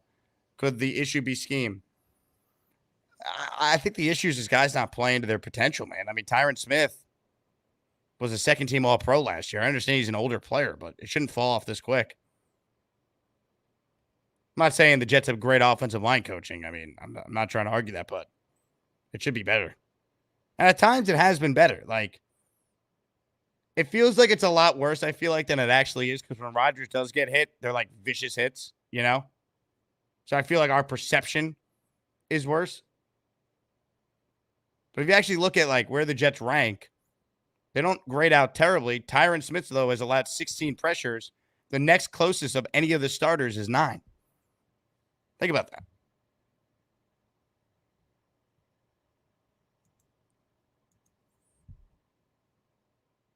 Ladies and gentlemen, let's get back to your calls right now. The Hamburger's on the line right before, actually, the Met game's about to start. Maybe it did just start. Hamburger, you're watching the Mets and you want to call into this show? Of course, why not, man? I can chew gum and walk at the same time. So well, me seeing you on hold just reminded me to switch my TV from ESPN to Fox. So thank you. Yeah, I got the whole basement going on here. Wow, man. what a setup! Yeah, I got the legit deal down here. So listen, Gary's out of his mind, out of his bird. I don't like to call about other callers, but Gary, man, wake up. Jamal Adams is a garbage player. No matter how many pieces of clips you string together, he's garbage. Listen, I'm looking. You know, the more I look at it, I think Wilson's going to start, and I think that really does. It really helps us out. He's definitely turnover prone. We saw that when we played him in Denver. He likes to run with the ball out of his hand. We're good at swatting it out. Do you know anything about this kid Fishker, the tight end? Is he any good? Can he block at least? He's just a guy. I mean, he's better than Brendan Bates, but he's just a guy. I mean, I remember seeing him on Dolphins, right? Well, he was also with Tennessee with Downing and Carter, so they know him, they trust him. So I wouldn't expect much. He's going to be a third tight end in some blocking packages. That's about it. Yeah. And about the run pass option with bringing, I want Aaron on the field all the time. The biggest change that we had last week was pre-snap motion, and something that Aaron doesn't like that much, but he agreed that it helped them a lot last week. So I think you see a lot more of that this week. And I don't think they're going to stack the box as much on us, because you stack the box, you're leaving it open for Devonte to really be able to pick apart. You know what I mean? So I look for the offense to be pretty good this week. And I like I said, I'm sticking with my oh, come on, get him. All right. I'm sticking with my call it 24-10. Jets take it 24-10, and we'll be all right. We'll be all right. I still have some faith. Chris wants to know, does the Hamburger have a brother named Hot Dog? I do not. I do not have a brother named Hot Dog. I do not. Unfortunately, I do not. But my name Hamburger comes back from the late 1800s, where great-grandfather Junior worked on a dock over in Hamburg, Germany, where he used to trade spices with a Russian shipper. So for whatever that's worth, take it. How about that? All right. Well, Hamburger, good luck to your Mets. Excellent call. That play by Marte, I think it was him and Wright. What are you doing, dude? You got to catch the ball. Can't give the Dodgers extra outs. Anyway, let's get to more of your calls. But first, this is a significant super chat here, if true. Oscar the Grouch is reporting that Charles Gorman has a girlfriend, and that's why he hasn't been around as much. Is this true, Oscar? Do we have how do we know this is accurate? Where are you getting your information from?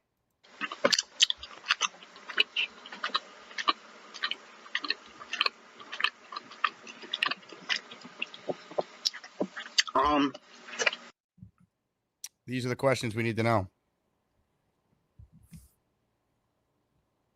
Need some proof. Just win Jets writes in. Myles Garrett or Max Crosby if Reddick is traded? You're asking who I think the Jets should get? They're not going to be able to get either. Who do I think is the better player? I think Myles Garrett's a better player than Max Crosby. But this is like deciding, would I rather make sweet and passionate love to prime Jennifer Aniston or Margot Robbie? Like, it doesn't matter. Ladies and gentlemen, more of your calls right now. Let's say hello to Ted down in Florida. Hello, NY Jets, Florida. How you doing, Jake? Living the Couple dream. things. Hey, Jake. Couple things. How come our defense, we're bad enough at turnovers, right? Creating them. I see so many teams punching the ball out of receivers' hands and running backs' hands. Why don't we teach that technique? Is that like a specific thing that certain coaches teach? It would seem so obvious that you would just get in there and try to hit the ball out, punch the ball out. We never seem to do it. Well, sometimes when you do that, though, you don't make the tackle. You got to wrap up and secure the tackle first before you try and force the turnover. Well, we can't tackle anyway. So I'm thinking of ways to create, you know what I mean? Like the last game was an embarrassment. Players bouncing off of running backs. I'm still not over that. Jake, I wouldn't mind if Aaron Rodgers threw the ball 40 or 50 times this week and sat in the shotgun. I mean, that's one way to protect our defense, from our inadequacies and also our offensive line from our inadequacies. Why not just go out there, spread the Steelers out, and you could protect Rodgers in the shotgun? And so if we throw it 40 or 50 times, what's the difference? Why do we want to take the chance of him getting killed by TJ Watt? Well, I mean, I think you need to have some sort of running game. Like you don't want to completely abandon the run. True. I'm saying we should be heavy pass. I think they should lean on the pass this week too, because if you look at the numbers, Steelers are good against the run and they're susceptible against the pass. So I'm going right at them over the middle of the field where they're weak. Gotcha. That's all I got, Jake. Just a quiet day. The only other thing I want to bring up is people keep bringing up the fact that the Jets defense is good or will rank second in some statistic. But you got to remember, we played Bo Nix and Will Levis. I mean, you're talking about two of the worst quarterbacks in the league. Correct. But they played Allen in the second half pretty well. They just had a brutal first half. This defense is not as good as the last 2 years, but a lot of that has to do with the personnel. They didn't have any injuries the last 2 years. Now look at their D-line this year versus the D-line last year. Not having Jermaine, not having Reddick, not having Mosley, not having Carter now, like not having Reed this week. Like they're dealing with more injuries this year than they've had the last 2 years combined on defense. No, I agree with that. I just think somehow we have to be much more stout on the defensive line. And I'll be honest with you, I'd rather start every rookie we got on the defensive line and see what we have, as opposed to keeping the status quo. I would rather put every rookie in there and say, keep your gap integrity, and that's it. Michael Clemens can go. Kinlaw can go. They all can just rotate if they want. That's my take, Jake. Ted, appreciate your time as always, man. I want anyone to play that's not Michael Clemens. So, sure. I can't watch Clemens anymore, man. I'm sick of it.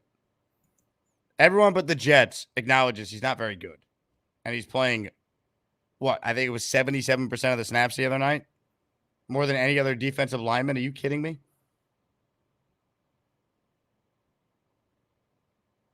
Joke. Oh, I'm doing another Zoom meeting. Oh, farts, Jake's going live. Gotta end my friggin' stream. I'm Bobby. Hi, Jake. How you doing? Hey, Bob. I do miss Rex Ryan on our team. I think he's a funny guy, isn't he? He's a good coach. Love Rex. Michael said hello to you. Ah, Mikey. And he says that they should start bringing Tyrant Taylor for a few plays. Do the what's that they say. No, Aaron Rodgers not leaving the field. Stop it. All right, that's what he brought out. That's what But he you tell Michael I say that's nuts. Okay, well, yeah, I'm happy we got Adams, and I do miss Charles Gorman. Where has he been? We miss him. According to the reports from Oscar the Grouch, he has a lady friend now. Yeah, I don't know about that. I don't think so. I really Why? Charles is quite the catch. Someone's very lucky out there. But maybe Carly. I don't think Carly's dating Charles. I Yes, could be wrong, but I don't believe so. Okay, I'm only kidding. I'm teasing. I go after her. You should. What? I said you should. Yeah. You're a single guy, right, Bob? Sarah's still my friend, but Oh, yeah, okay. oh, yeah. The Mets, I hope, win tonight, and the Yankees hopefully win tonight. They stressed me out all last night watching both games. You know that? It was horrible. I did not like that at all. How you feeling today? Good? I feel very good, yeah. How's your dad doing? Good? Tell He's him I well. said, I'll let him know. Is he going to the Halloween game, you know? He might. I don't know. He hasn't told me. Ask him if he's going, then we can meet him. And I am taking my medicine. Tell him. No, My toes work perfectly now. I could walk. I could drive. I could do anything. That's good. Okay, so we'll talk to you soon. Tomorrow morning. Who's on tomorrow morning for Saturday? It's a surprise. It's a surprise. Oh, I can't wait. What time? 11? Maybe. 10? All right. Usually you do 11. Okay, we'll talk to you soon. Have a good day. Have a good one. Well, you know, I'm getting really freaking pissed. I thought I saw Gary's pretty wife. I need to get some sleep. I'm happy.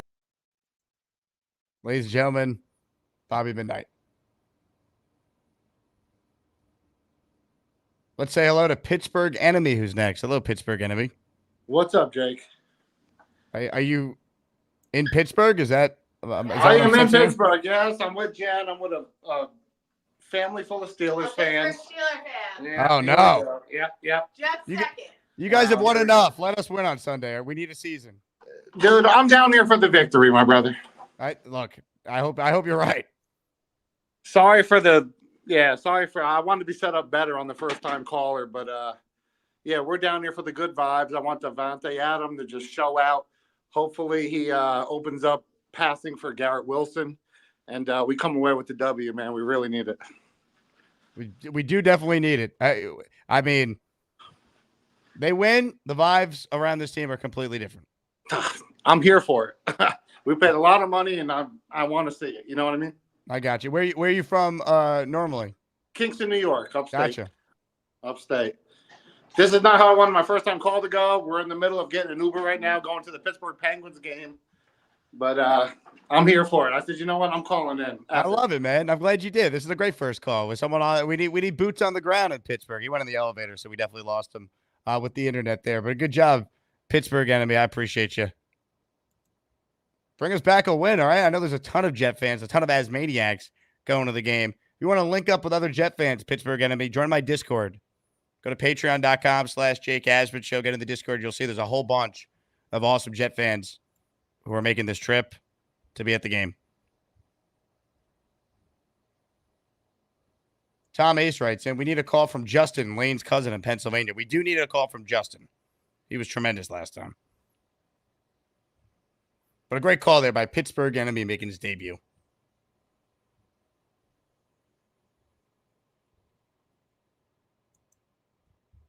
Ladies and gentlemen, more of your calls right now. Allison Tuckwab is on the line. The great Allison Tuckwab. Hello, Allison. Hi. How are you? Good. I agree, Adams and Aaron. I was hyped up for them to play, together.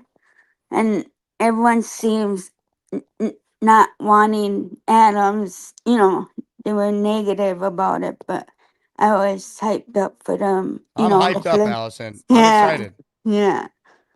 And I'm hoping they can play, through the whole season. And they got the other,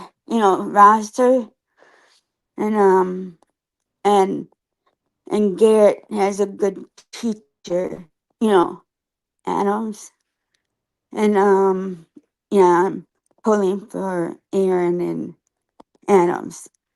Let's go And Jets, Allison. Let's yeah, go Jets. and Garrett hopefully wants Adams to teach him. I think he All right. does. Yeah. Thank you. Allison, great call. Thanks for making it. The great Allison Tuckwab, everybody. You watch Talking Jets, you watch this show. You know Allison is always supporting.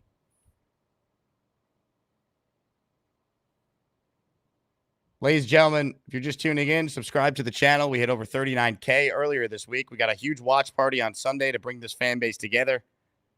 Watching the Jets get their season back on track. That's right. It's Friday. I can now be positive about this game.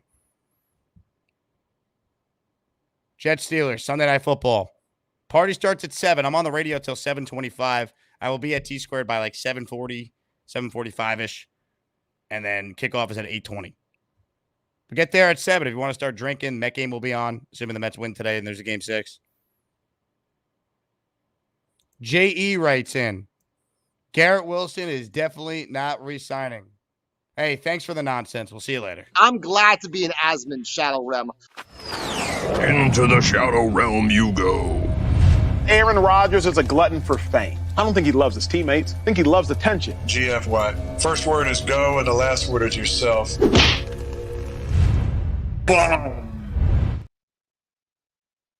Bum. Pete Alonso, not a bum. Huge 3-run shot. And dare I say, maybe his last ever game at Citi Field? Maybe not. Mets up 3-0. Win and get it back to L.A. You got a chance. Dodgers going with a bullpen game in Game 6. You get to Game 7, anything happens. Ladies and gentlemen, more of your calls right now. Tim from Fishland's next. Hey, Tim. Good afternoon, Jake. Good afternoon, Tim. How long do you think till Drew Rosenhaus tells Reddick, listen, bud, you got no choice. You got to play for the Jets. I feel like we could be coming soon to that because he hired him earlier in the week and there's been no news about anything. So that would lead me to believe there's no deal out there for him. Well, like I said, us giving up a second-round pick to send him to an NFC team. So you eliminate 16 teams right there. Okay, and then you eliminate the AFC East because, I think I was telling you the other day, I heard that the Dolphins were interested in him, which makes me laugh because it's like, how the hell are they going to even pay him? Okay, but no, I'm just, like I said, going off my call the other day, I am so tired of seeing Michael Clemens out there. Okay, I really am. He does not do anything. He might be a good special teams D lineman or goal lineman. You know what I mean? Like for depth on that part. But I just don't understand, like you're saying, what the Jets see in him. Every time I see him, he's slow. He doesn't move right. He can't. He wants to play hero ball. He's not in his right positions. And the way this defense works, especially in run fits, you have to be in your gaps and you have to control your gaps. The way it works, 2D tackles take on the double teams up front. That'll make sure the linebackers don't, get up, the guards or the center don't get up on a second level. But in order for that to work, the edges have to set the edge. If they don't set the edge, then you got the C and B gap wide open. Yeah, they've been gashed 100%. And they also need Quentin Williams to be more of a disruptor up front. He said that this week. Yeah. So, you were right. I think that the Jets need to deploy the game plan against New England because Pittsburgh's offensive line's not all that great. And they're down another starter this week. Herbig's Yeah. out. Yeah, so that's going to create confusion just like it happened with the Pats. And then you got Russell Wilson, who's a stone back there now. You got to remember, he came off a calf injury. So I really don't think he's going to be running around like Justin Fields would. I think he's going to be rusty, man. And I think that's an advantage Jets because Fields might not be a great passer, but he can run, and that's a weakness for the Jets. Yeah, well, like I said, we'll see what happens. Hopefully they can, get hot. We can go back to Tampa Bay in 2020 20 when they were at 5-5 and they changed their offense completely around. And what happened? They won out. They won the Super Bowl. Yep. So let's hope that happens. But, one thing that I am positive about, though, is that the fact that we got Devonte Adams, though, and he's underneath us, it tells me that Aaron's going to come back next year. Regardless what happens, I don't see, even if we don't make the playoffs, I don't see Woody not bringing Aaron back. He might fire the whole thing, but Aaron's going to come back. I agree. I think Aaron is back with Devonte, and I do think chances are Douglas is back too, despite some not wanting to hear that. That's just my guess how it will play out. Listen, we'll see. Listen. I got no gripes with Douglas. Listen, when it comes down to when you draft and when you trade and you pick up free agents, it's kind of like playing a lotto or gambling. Yeah, look, he's obviously made some good moves. There's some brutal moves. I can't. Yeah, I want to relitigate the whole Joe Douglas tenure. We'll see how the rest of the year goes. But I think Rodgers is the quarterback next year with Davante, for sure. They basically each said as much this week.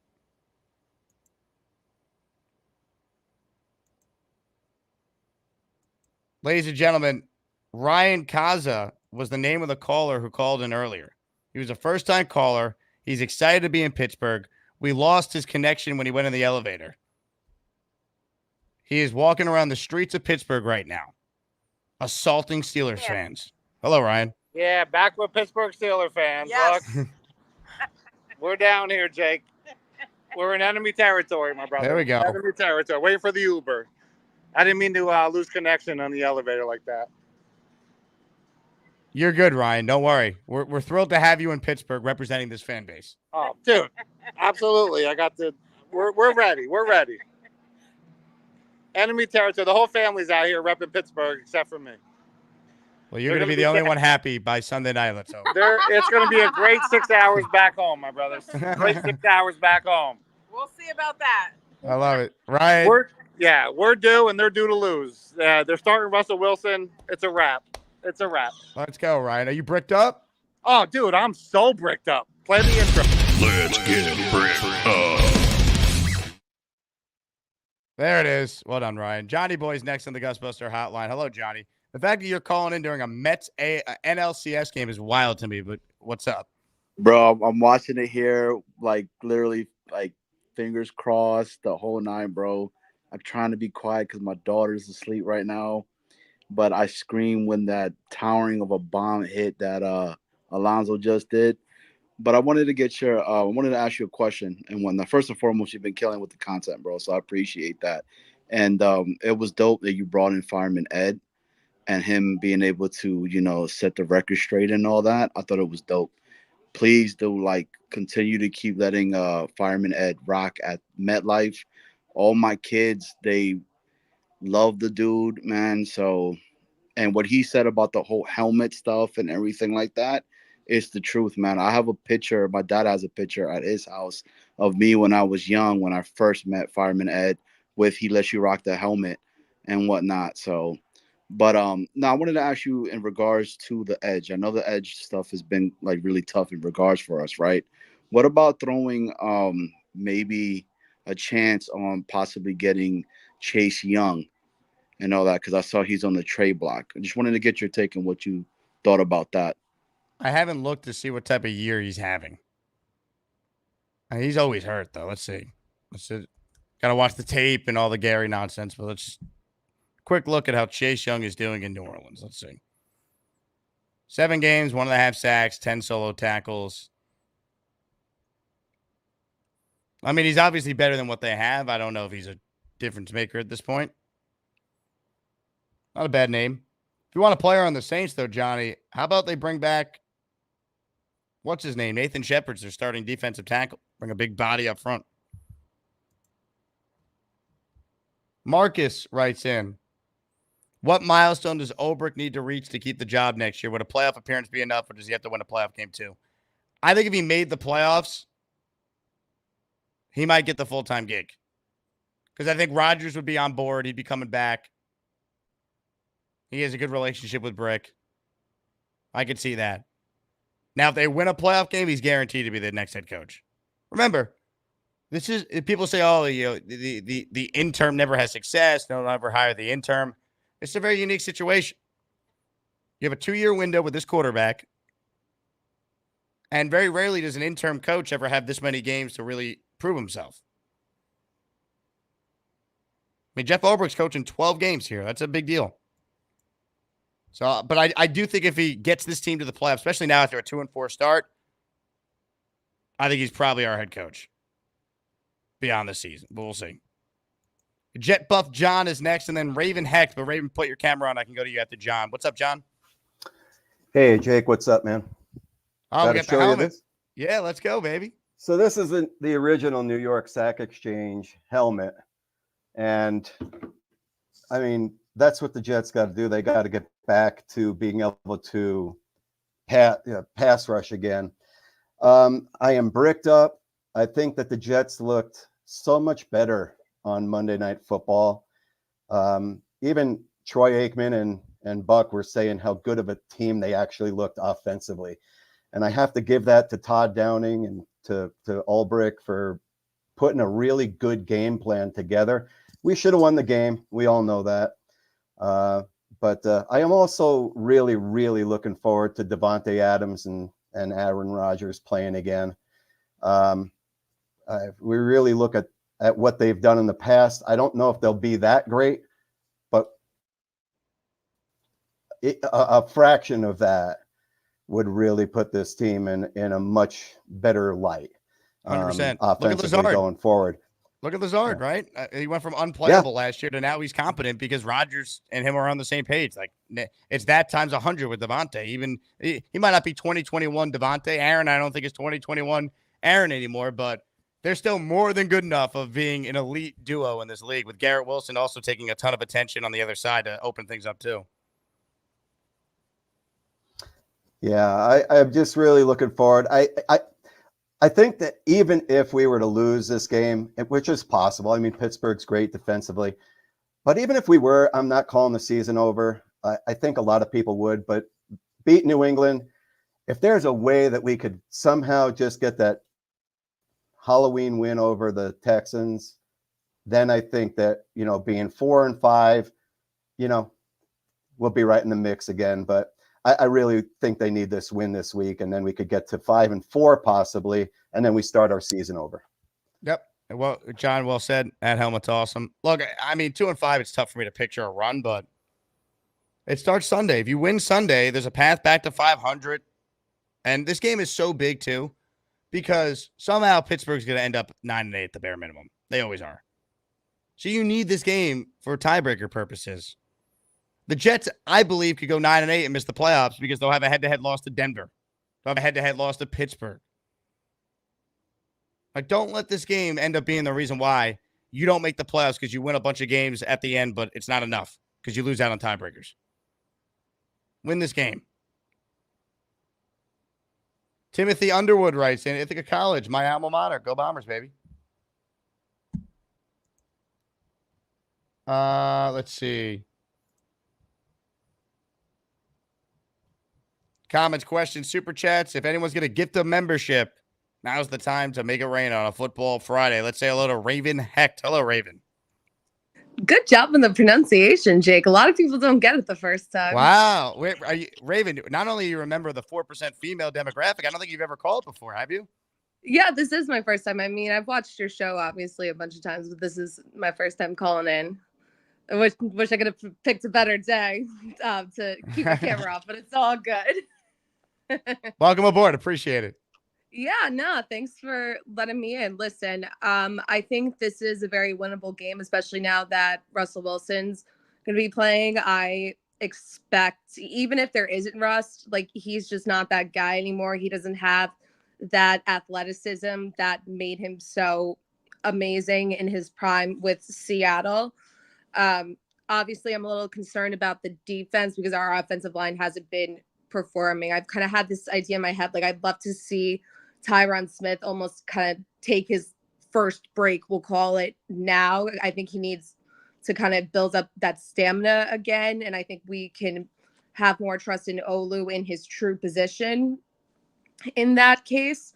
And on paper, we have everything. Now we can put Garrett in his true position. We could put him as the slot. We can deploy Devonte into the red zone, and he could just be that guy for Aaron. But I think ultimately it really is going to come down to the offensive line's ability to protect Aaron, especially considering how thin we are at the D line right now. Completely agree. And I bring that in the sense of we don't have that little extra oomph of our defense that can just dominate. You know what I'm saying? I agree. I would use Olu a lot if Tyron's starting to struggle. And I would use Olu anyway as an extra blocker because you're getting nothing from the tight ends anyway. So you have Davante now. Spread out Davante, spread out Garrett, put Brees as an option, out of the backfield. That's enough pass catchers right there for someone to get open. And then make sure you leave Olu in to protect and make sure TJ Watt or Hightower or Hayward, whoever's not wrecking this game. Yeah, absolutely. What do you think is going to happen to Mike Williams now? Do you think he's on the trade block or? I definitely think he's on the trade block. I am a little surprised that he's going to play Sunday, though, that he's active. He said the right things today. I still think he could be traded. The deadline's not until November 5th, so there's 3 games to go. But I am surprised he's playing Sunday. Yeah, no, I'm definitely surprised, too. And as much as I've valued the contributions that he's made, being able to just get that ball every so often, I just think from a pure number standpoint, there isn't enough to go around. And unfortunately, he's kind of like the weakest link, so to speak. Yeah, look, but you're one injury away from needing him. And, that'd be typical Jet luck. So I'm in no rush to jettison him because he is a guy that's had a lot of success in this league. He hasn't been good yet, but it looked like the first couple of weeks he was trending positively. And then the last 3 weeks, it's been bad. So I don't know. I'm hopeful they could keep him because you're not going to get anything from him. So you might as well keep it and see if you can make it work. But do you chalk that up to him just not being that guy anymore or just making mental mistakes? Because I'm leaning more towards mental mistakes because running the wrong route in that very specific case isn't a lack of skill. It's a mistake. It's a mental thing. Yeah, I think he's not on the same page. He didn't have training camp with Rodgers. That's a big part of it, too. That's a good point. I totally forgot about that. It'll be interesting to see. I mean, I think the general mood right now amongst the fans are, great, cool. We finally got Devonte Adams, but we're still 2-4. Like, what are you going to do about that? Right. I will say I'm like, and this is the last thing. I'm sure you got a million more callers. I will say that I definitely think the offense looked better. It looked like there was more of a rhythm. They were playing with more of an urgency. I thought the play calling was more creative. But the real sign of progress for me this week is, are we eliminating more of those stupid penalties? And scoring touchdowns, right? That's enough. Yeah, that would be cool. That'd be really chill. By the way, big fellow with a super chat here. Great point. This is the Raven Davante was hinting at on X. That's right. Now it makes sense. He was basically saying he was coming to the Jet because he knew you were a Jet fan, Raven. Now we got it. I mean, it makes complete sense. Obviously, Devonte and I, we go way back. We're besties. Raven, call back anytime. Excellent job for a first-time caller. We need more people like you. Appreciate it, Jake. I will. There we go. Raven Heck checking in. How about that? Proud member of the 4% female demo, which, by the way, I got to check the demo after we just had our biggest month ever in September, and we're on pace to break that here in October.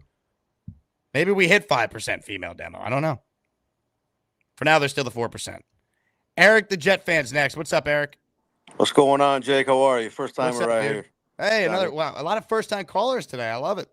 You know it, down here in Miami, so I'm outside, enjoying this weather. So, we got to win games in the AFC East, man. We got to win the division before we talk about playoffs, man. I'm sorry, man. A lot of Jet fans are confused. We haven't won the division. Let's win the division. You know what I mean? We got to win games in the East, in the AFC. We're not doing that. We're not doing that, Jake. We're not doing it. Of course, but I mean, you're 2.5 behind Buffalo now. You got to think about the playoffs first because you blew your chance of being in first place on Monday night. Well, now we got to dominate against the. I know we're looking ahead of the games, but we got to dominate against the Patriots. We got to play Buffalo again and dominate again against. We're gonna have to try to win that game, and beat the Dolphins in. You know what I mean? And when we play the Dolphins, we're gonna have Tua, unless he gets knocked out again. So, it's going to be a tough stretch here. And another topic that I wanted to talk to you about, we're not using the tight end.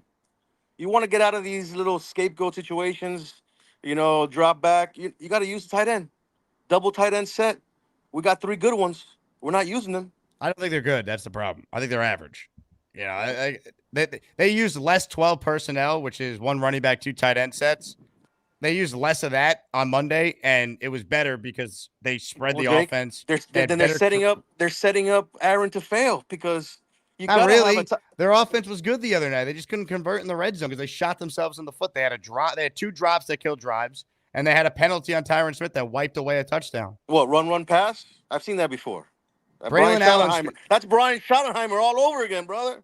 Eric, did Braylon Allen not score a touchdown? Did Garrett Wilson not drop a touchdown? Did Brees not drop a 3rd and 3 when they were in the red zone and the drive was moving on the opening possession?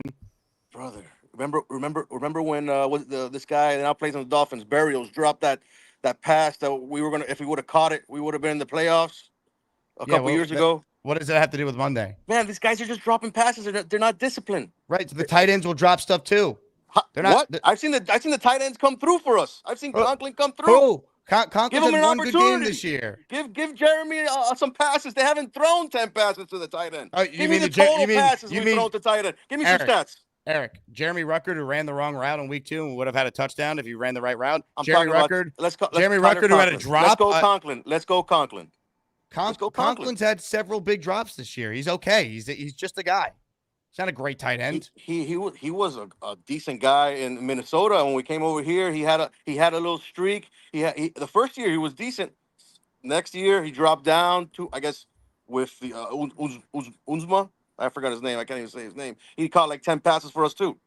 The tight end is fine, Eric. The tight end, Jake. That's not we their don't problem. have a tight end in our offense, this is not going to work for us this year. No, it's not going to work. We can't talk about. Goodbye, Eric. Thank you. Oh my God. What are you talking about, dude? What are you talking about? I tried to be patient because he's a first-time caller, but goodness. That was ridiculous. Their tight end room is not great. It's not. That's why they added Devonte Adams. Because they don't have enough good receivers either. Garrett Wilson has been the most targeted receiver in the NFL this year. That's a problem. That's not a good thing.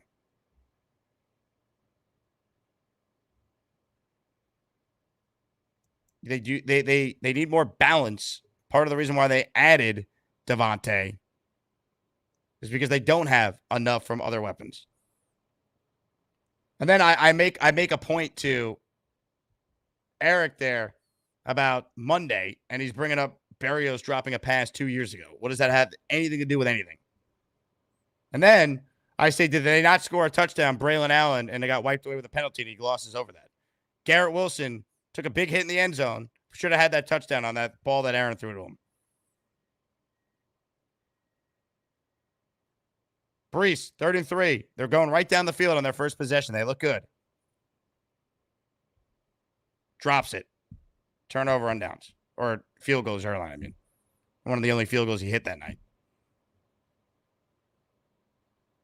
Their solution is not more tight ends. It's less tight ends usage. They use the tight ends on the field less in this game than any game prior, and they were the most efficient they had been.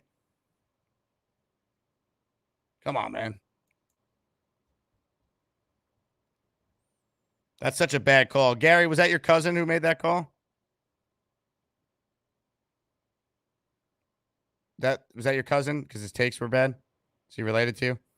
I think so. Yeah. That's my cousin from the old country. It's your cousin Eric? Yeah, he's from the other side. Chicken with pasta is worse than peanut butter with sandwich. What a show. King Lowski's next. What's up, King? Lord have mercy. This is crazy, Jake. Jake, my brother, man. Hey, man, I get that. I didn't know the aftermath for the loss was going to be like this, but damn. These takes Gary done, I don't know what Gary is talking about. I don't know what this. Eric, I think I know Eric from the chat. He's always negative in the chat, so. I mean, this is some wild stuff, man. All we got to do is win Sunday, okay, people? This all we got to do, man. Win Sunday night, and we can be right back on track, okay? Because I'm going to tell you something. The season, it's on the line in my eyes, okay? I know a lot of people is optimistic about it, but in my eyes, the season is on the line, baby, okay? I'm I just got a quick announcement, Jake. I know I already put it in the Discord, but the king is coming home, baby. I'm coming to New York next weekend. Okay, I'll be in New York. I'll be in Manhattan. It's gonna be a lot of events going on. The Knicks home opener. I know my Yankees will still be in the playoffs, baby. I'm gonna speak it into existence. So it might be one of the World Series games or one of those. So and the T Square social party is going on. So I'm gonna try to pull up for that event. Hey man, it's gonna be a lovely time, Jake.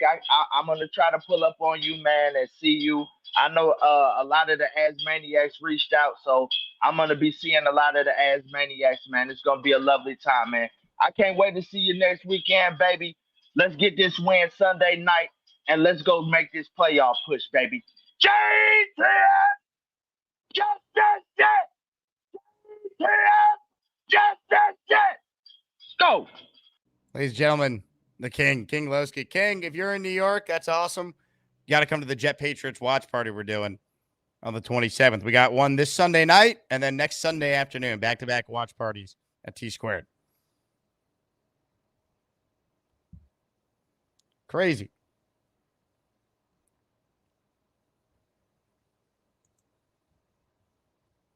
Ladies and gentlemen, if you're watching live right now, make sure you're subscribed to the channel.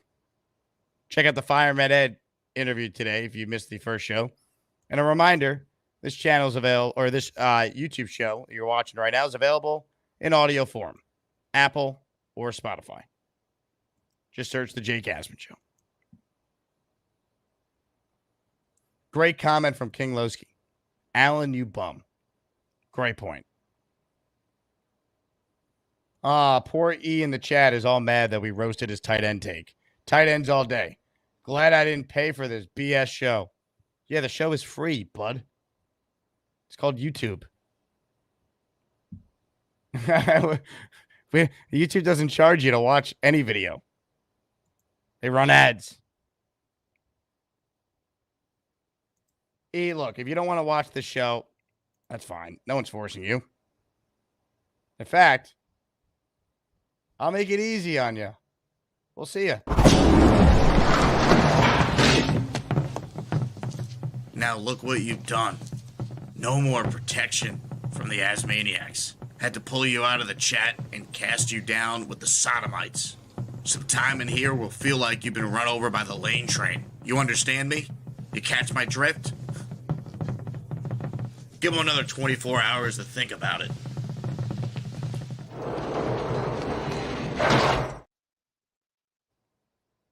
E, we'll see you later. Tom Hayes makes a great point. What if that's E from Entourage? Yo, E, you tell Sloan I said what up? Jet Set for Life is up next. Hello, Jet Set for Life. What's going on, Jake? Signal good? What's up, man? I hear you. Good off. I just want to say I'm pretty enthused about Downing, man. We looked all right last week. Just let this train go by. Oh, he's gone. We looked all right. Piece of shit. That's not going to work. Connection not great. Oh.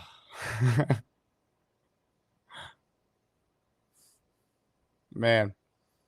Paul wants to know where is Lane. I want to know where Lane is, V-Man, Charles. Haven't heard from these people. We heard from Bobby earlier. Chiefs fan called in yesterday. I gotta wake up. ISU writes in, let this train go by. Is he describing Tyrant Smith's block? Well done. Peter wants to know, where's Chuck Gorman? The rumors are Gorman's got a girl now. Doesn't have time for us. He's too busy hanging out with his new lady friend. Tom Ace writes, the Blue Bloods are tanking in the rankings. That's true. That is true. I mean, come on, man. It's all on the line on Sunday night. The Jet season. All of it. Davante's healed. Let's go.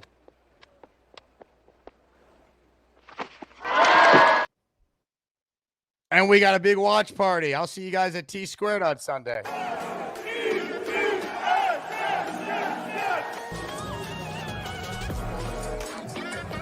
The yellow line and the goal line. Handoff to Hall. Touchdown Jets.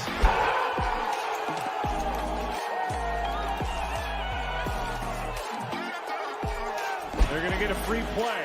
Rodgers is the master at it, and a touchdown by Lazard.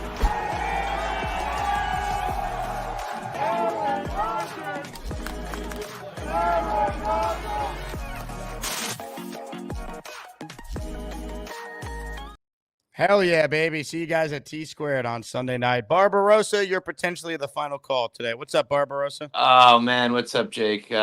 Damn, it's not been a great week for us Jets fans, but Devonte Adams made me happy. Isn't that crazy? They added Devonte Adams, and it's like it has not been a great week for us. Like it's just, I know. sad. I know. It's tough. And I don't know if I'm spoiled or I'm like being too much of a realist, but it's been tough. It's been tough. But I just wanted to ask you. This is a bit more of a Yankees question. What do you think of them? I don't know if I'm crossing the line. What do you think of them starting heel tonight instead of Rodon or? Well, Rodon you want for Game 5, no?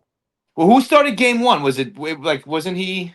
Rodon started Game 1. Cole started Game 2. So Cole's lined up. If they could just win one in Cleveland, the bare minimum, they're going home up 3-2 with Cole on the mound. Yeah, that last night was absolute killer. Like I was watching the game while the lady was sleeping. I was trying not to scream when we hit those home runs, and then, oof, that was tough. But it was, yeah. But every team's gonna face adversity in the playoffs. I thought the Yankees would win in 6 before the series started. Bounce back today. Let's see it. Yeah. The bats have been really good, and I love. I think Gleyber Torres has been really doing well in the leadoff spot with just getting a lot of walks and making contact early. He has. I do have a predict. If the Yankees win today, I think Soto has a big night. I just have a feeling. Yeah, I totally agree. I just wanted to say I hope we can pull this out against the Steelers. And I hope with Davante, really Garrett Wilson, we can see Garrett Wilson, kind of elevate his game. He played well-ish on last week with that touchdown catch. But no, he was very good. So that's what we want, man. Take care, Jake. Happy Friday, and cheers to all the Asmaniacs. Cheers. Let's go. Barbarossa, everybody. One of the all-time greats. A great redheaded man. Love it. All right. I said that was going to be the last call, but Action Pack called in. Hello, Action Pack. Hey, Jake. What's going on, man? I talked to you last Saturday. It was my first call, so it's my second call today. But hey, welcome back, man. Man, as much as we got Davante, we got to get the run going, Jake. The run game is going to set up all that for us. So without we get Brees going, Braylon Allen, it's going to be like nothing with Adams. So they're going to be doubling Garrett. They're going to be doubling Adams because they know that's what we got and that's what we banking on right now. So we got to establish the run to set up the pass so we can get a win, man. But I want to meet you, Jake. I'm coming to T-Square Sunday just to meet you, man. I love it. You're going to have a good time, man. I work in the city every day, but I live in New Jersey. So I'm going to be there. I want to meet you, Jake. I'm probably the biggest Asmaniacs that you don't know yet. You know what I'm saying? That's great, dude. Well, so that's all I got today. I know that was your last call, so I just chip in right away to see if you would get me in. So thanks to get me in, man. You know what I mean? Of course. Action Pack, looking forward to meeting you, dude. Bring a crew, man. More Jet fans, the better. We'll have drink specials, food specials. Be giving out some Asmaniac swag. I'm also going to do a jersey giveaway. I'll reveal which player jersey we're going to be giving away on tomorrow's stream. Great call, Action Pack. It'll be fun, man. This fan base is the best, and the Asmaniacs are a different breed. Best community, man. So grateful for this channel and all the people you get to meet because of what we do here. But look, you bring up the point about the run. Pittsburgh's really good against the run. This is the team I think you start with the pass. And then you set up the run after you get Rodgers comfortable, getting the ball out quick, Garrett, Devonte, which is still pretty wild to say. I'll tell you what, as disappointing as this season has been so far, being 2-4, the first time we see Davante in a Jet uniform on Sunday night and a pass is going his way and he's making a play, it's going to be awesome. Now we just need a win because nothing else matters. Win on Sunday, get to 3-4 with a winnable game the following week against New England. You're 4-4 going into a home Thursday night game against a good Texans team, but a team I think you could beat. I don't think there's any team the Jets can't beat. I don't look at their schedule and go, well, they're screwed. But they got to do it. We all understand actions speak louder than words. Pun intended, after our last caller, there was Action Pack. But you get the point. Anyway, thanks to everyone who tuned in. This fan base is the best. You guys are awesome. I'll see many of you on Sunday. I'm doing radio for 4 hours from 3 to, I guess 3.5 hours, 3 to 7:25 on ESPN New York, 8:80 a.m. So tune in. We'll talk Jets Steelers on the broadcast. And obviously, we'll see if there's a game 6 that night for Mets Dodgers and where the Yankees are in their series as well. My name is Jake Asman. This has been the Jake Asman Show. Reminder, if you want a link to a Devonte jersey for $30 or less or any Jet jersey, join the Patreon first and message me there, and we'll take good care of you. Thanks to everyone for your support. Ladies and gentlemen, enjoy your Friday. Enjoy your weekend. And I will end tonight's show with a simple message to all who are tuned in. Let's go, Yanks. If it moves, hit it. If it don't move, hit it. And if you're not sure, guess what? Hit it. We now go live to our political expert, Vincent. You're a political clown show. That's what you are. Have you ever seen a Green Party activist knock on your door? I haven't. Helping us change the world. So we're going to get into all of it here. Again, my name is Paul Eston Jr., a.k.a. Boy Green. I'm the New York Jets digital reporter for Heavy.com. We come 2 hours after every final whistle here for the post-game show. And I'm going to be honest. The only good thing that happened to me late tonight, early this morning, was making sweet, passionate love to my fiance, which I did after the article was written and that kind of stuff. That's the only good thing that happened. Not great. Terrible. Hey, congrats on the sex.